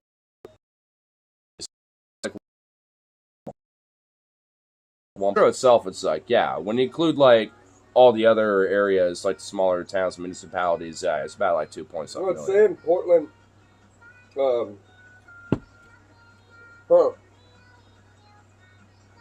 projected the end of 2025, Portland's population will be 615,000. That's it. That? It's not. That really? Half of what I and is it really specifically like Portland itself, or Portland City proper? I think is what it's saying. Well, yeah, because because from what I understand, like the actual like Portland, including the main metro, not the greater Portland metro, like Gresham, Tiger, Westland, Milwaukee stuff, like. So Portland, Vancouver, Hillsborough metropolitan area was 2.5. Approximate. But just a little over 2.5 mil in July 2024. That sounds about accurate, actually, yeah. That sounds about accurate. But yeah. I guess the city itself... I guess the city actual... It's like 2 mil outside of the city lives... 2 million lives outside of Portland, in the Portland metro. And so many... Well, I think, honestly, glad that Portland actually... it's not the best transit, system in the world or transit system in the world, but, like, at least we have a decent one where so many of those people do work in Portland. Yeah. You can go all the way down to fucking almost Forest Grove now with the There's a bus line that goes out to fucking Estacada. Like, not frequent, but I think it should be more frequent, though, I'll admit. But, like, it's a thing, though. I mean, the Portland transit system is actually relatively pretty dope and pretty expansive. It should be more and be better, but I mean, given what it is, though, I mean, at least on the West Coast, it's actually alright. I mean, there are definitely some other, like cities and places, in other states like in Cali and Washington that are a little better than us. At least, at least what Rip City says when it comes to like technicalities and everything else in between. But I mean, I'd say honestly, we have like legit like the top 5 like transit system in the world. Rip City says he, is kind of disagreed a little bit. In the world? Not what? No, Portland? not Portland. United States. I meant. Oh, why did I say world? You're definitely wrong. Yeah, why did I say fucking world? I meant United States. That was the fucking Freudian slip. My bad. Like, whoa. Yeah, even for me, I was like, wait, I just say that? Yeah, yeah, Japan. Yeah, like, yeah, no, yeah. Even Reykjavik is better than us. Yeah, no, that was a Freudian slip. That was the total, like, whoa, oh shit. Even I caught myself like, wait, what? Oh, no. You think 5th best in the nation? I don't know about that. I heard Philadelphia is actually pretty good. Chicago's from my understanding. Seattle could honestly be better, from my understanding. I think their bus system might be their bus worse system, than ours. Yeah, it's worse. Their train system is a little convoluted a little bit, but it's bigger. Yeah, than ours. San Francisco has way too much bullshit. They got federal funding for this. Yeah, I know. San Francisco's. They have a lot of shit, but they have a lot of shit, but it's so like separate from each other that it just also needs to be one thing. Like Rip City, from my what he's told me, says that it is fucked in San Fran, at least when it comes to transit. Because I've heard that like they'll straight up have beer bottles full of piss just rolling around. He never said anything about that as much. He just mentioned about transit being so terrible, but like San Fran itself was actually fucking awesome. Yeah, and he mentioned that like the homeless shit is about relatively the same as Portland and stuff, but like nothing like piss balls just rolling around everywhere. I mean, not everywhere. I'm talking about on the actual BART on the max. He never mentioned anything about that. Like friends at Portland State that were from the Bay Area. They told me like Portland's like a cleaner San Francisco. Well, maybe because I've never been to San Fran. I'm only taking it from what Stefan said, which is on the hill. Yeah, you have to walk a bunch of hills, kind of the same way you do in San Fran, and it has a trolley the same way that San Fran does too. I don't know, whatever. Gravity being bitch. But I get what you mean. Yeah, because I mean, especially if San Fran, they are a lot more hilly, and like some of their hills are just like just really. I mean, go right up by PG Park when you're about to enter into Washington Park, right up there by Sacagawea Park. It is straight up, dog. Oh yeah, I know. I've only been there like once or twice ever, but yeah, that shit's ridiculous. Yeah, those hills, they keep going. Mm-hmm. I know. I kind of like it because it's a decent workout, too, in a way. But at the same time, it's like, fuck this bitch. So, just get off the bike and walk up because it's going to be harder biking up than walking on those kind of hills. No way. Oh, yeah. I can conquer hills, don't get me wrong, with my bike, like the Bell Hill. The one that takes you to Felony Flats down to Bell Station. You know what I'm talking about? Where you're going right there where it becomes Bell off Alberta? Yeah. I can kill that hill, but I don't know. I mean, I definitely didn't work myself up. Oh, damn. Stefan lost his break due to coworkers being dumb. Damn, that sucks. Wait, how is coworkers being dumb? Wait, how do you... I want to know some details of that. Like, that's kind of shitty.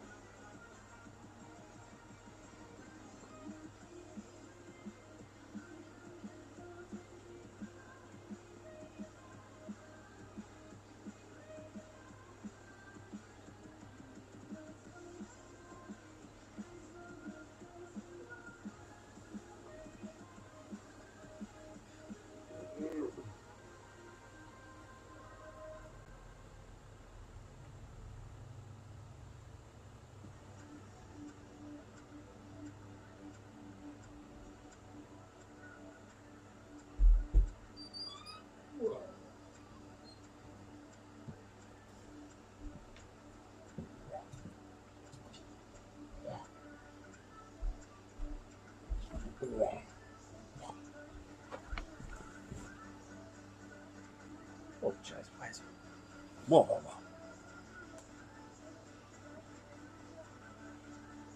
Power on. Oh, damn. That took a while. The Jesus. guitarist the Mastodon just died in a motorcycle crash. What? Yeah, Brent Hangs. No shit, dude. Yeah, he just died in a motorcycle crash. Fuck. Why are we losing greats, bro? He just fucking was too badass. He had to go out in a burst of flames. He went out like a Harley? Yeah. Well, what is there any details on it? Did like, I'm assuming it had to be like a drunk driver that had like T-bone him or something, right? Or was it? Oh, I remember these guys were they got together in high school, and now he just proposed to her. Oh, he's so much fucking taller than her. When he gets on knee, he's pretty much as tall as her. Is it a Mastodon dude or no? I've moved on past that. Oh well, I was asking about that. Like that's what happened. That's all I know. Well, no, is there an article on it? I didn't read it. Well, read it a little bit. I don't care that much. I do a little bit. I mean, I'm just curious. I like them. I mean, I'm not the hugest fan either, but I'm still curious to know. I'm cool. Well, moving on. Who kicked it this time? The guitarist of a Mastodon. He died in a motorcycle accident, apparently. Yeah. What was his name again? Brent Hines. Brent Hines.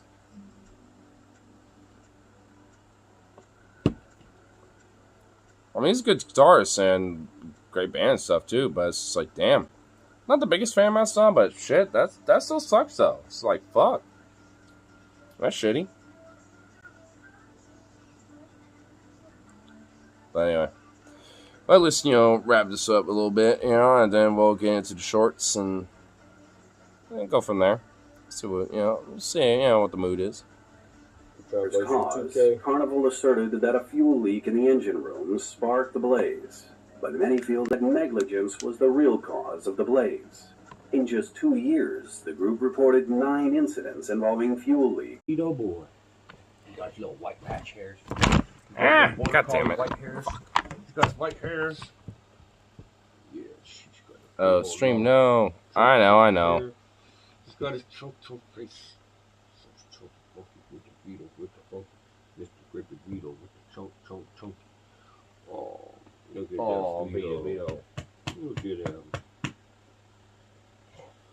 You got sweet little Jazzy over there. In a chunk. Jazz chunk. Oh, Vito, you almost fell. Fungus and jazz. Almost fell like a little goober. Did it overheat again? Yeah. But we got it with a little ice pack. Yeah. Well, to Streamlabs, I don't know what it is. Streamlabs is the only app that will, chew up my phone battery and also, overheat it sometimes. The only app that will do that. Yeah. I don't know what it is, but you know what? Whatever.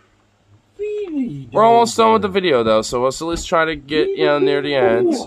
Oh, I was so near the end of it, it was just like, yo, fuck it. Related to the ill-fated cruise. But the ship's woes continued. While it was moored for repairs in Mobile, the vessel broke free, drifting across the Mobile River and colliding with a tethered dredge. The responding towboat became pinned between the cruise ship and the dredge. Tragically, one person died and another was injured. As for the fire's cause, Carnival asserted that a fuel leak in the engine room sparked the blaze, but many feel that negligence was the real cause of the blaze. In just 2 years, the group reported 9 incidents involving fuel leaks linked to flexible fuel lines. In January 2013, Carnival gave ships 2 months to install spray shields for all diesel engines using flexible lines. And honestly, maybe flexible lines is probably something they probably shouldn't have at all, period. However, the Triumph failed to shield a hose that wound up causing the infamous poop cruise in February. It was found that the fuel hose that caused the fire was located underneath the deck plates, which they believed would be sufficient to provide a shield. Of course, it turned out not to be sufficient, as the engine room fire broke out as a direct result of the unshielded fuel line. In addition to fixing the fire damage, so lack of regulations and shit, basically. Added new technical features to prevent a sequel. They spent $115 million on cleaning, repairing, and upgrading the ship before it resumed service 4 months later. In 2019, I also never Luigi before Luigi. I think there's multiple answers to that, but I mean, I don't know if there's a very simple answer though.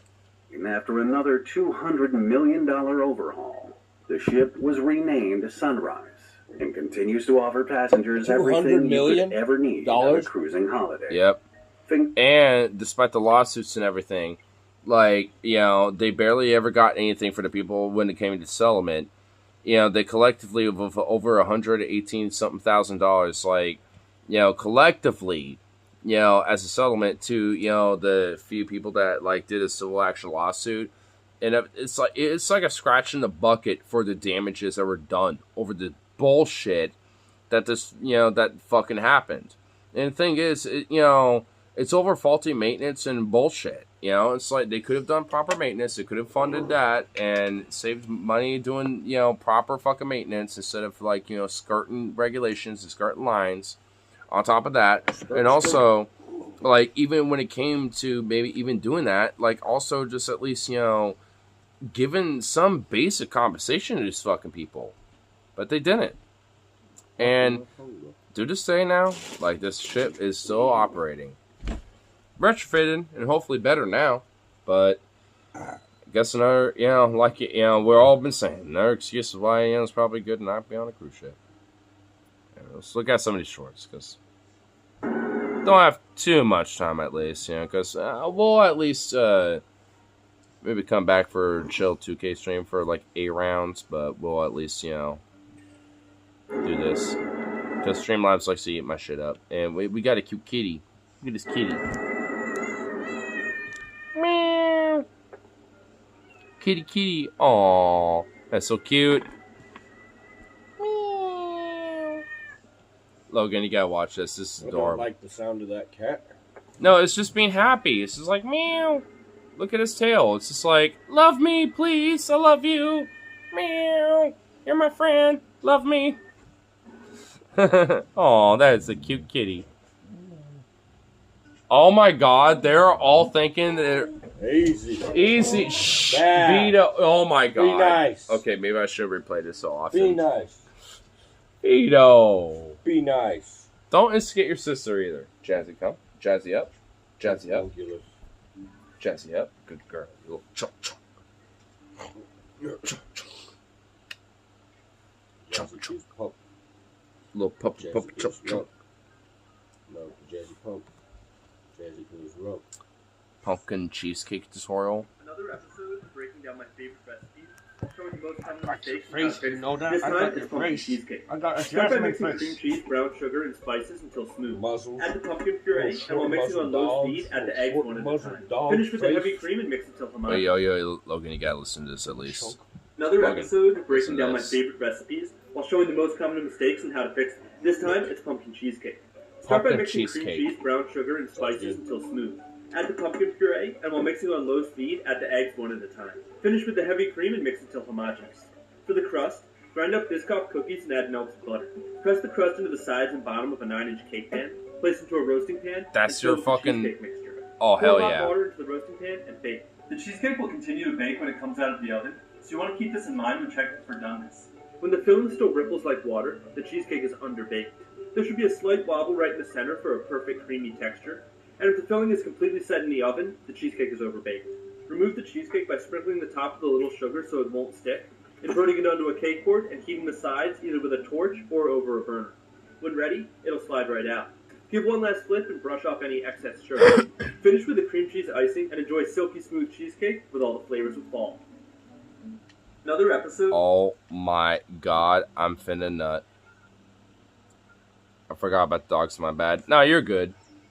It's more that they're very tuned in to various different noises. Like, if I were to play, like, you know, some random bird noises or some shit, they would easily be like... Yeah. Like, unlike my dog, they are very in tune when it comes to, like, either saying certain animal names or, like, the sounds that they make. If I were to say squirrel right in front of them, like, directly, they would freak out. I'm not going to, Do it. though. I'm not going to. I'm talking to them. Oh, well, hence my point. Shorts, and then Vita Carnus video 1035. All right, well, go skip there. 1035. It's about right about. Yeah, we'll go about a little shorter than. All right. Oh yeah, it's this video. I know we What's the life on this bitch? What? Yeah, fuck. Streamlabs drained us so much, I don't know if I will be able to finish it, though. You know what, how about this? We'll save this for sure for another time. That's for sure. And then, at least for now, 1.5 speed. Knowing my phone, I don't know if that worked. So, at least for now, I mean, we'll at least, you know, we'll finish that for sure. That'll definitely, you know, be a part of, you know, like a part 2, you know, for sure. Piece of shit. I know, it's not my fault that it just eats up my battery life. I don't know. I don't know why. Okay, it just does. It's the only app that does that shit. Blew the ball again. I know. I am too. Because I want to react to it naturally, you know, on stream. I haven't watched it or anything, you know, since, you know, last time, so. But I'll say this. I mean, we'll be back here maybe like 10-ish minutes, give or take. Yeah, and then we'll do like a little casual 2K stream. Yeah, and then just call good, basically. So, after all that, so. This laptop or something. I fucking know. And I do have one at home. I do have one at home, but I need to at least, like, kind of fickle-fuckle with it a little bit. And see if I can at least... it fucking won't. It's not like... Because you're... No, it's not that. It's not that. It's more that, like, there's a lot of, you know, data used on it, like, memory on it. And also, it's not like... it's like a business laptop. It's not like a gaming / like streaming laptop. So I would need to at least do a test on it for sure. I mean, in my old laptop that I do have that I know it, you know, like that I know won't work. I mean, maybe it would back in like 2015 or 16 and 17 and shit, but now it won't. It's too outdated. Yeah. So at this point, it's I'd either have to probably get a new one that's more specific to like gaming / streaming and shit, or just, you know, if a homie wants to lend it, you know, and I just do that on the side occasionally, I guess. I don't know. Yeah. I mean, I have a laptop, but the screen doesn't work. I have to plug in like a VGA HDMI. Honestly, I prefer that in a weird way, to be honest, because it's a better screen. Yeah. It still works. Even with my laptop, that's what I did. Like, because I have my TV in my room, you know, whether Xbox or anything else, you know, I would always use, you know, that as my screen because it was just really nice. So, I mean, I don't give a fuck if, like, the actual laptop screen itself don't work. If the actual mechanics and everything else runs really well, then who gives a fuck? You know what I mean? So, whatever, you know. But anyway, we'll switch over here in, you know, about 10 minutes time, give or take. So, I don't know if, Rose, you're going to be sticking around, but, hey, if you want, yeah, why not? I'll still partake in the chat and everything, but just be a little bit of, like, a little 2K game, too, on top of everything. But at least for now, we'll call it good, and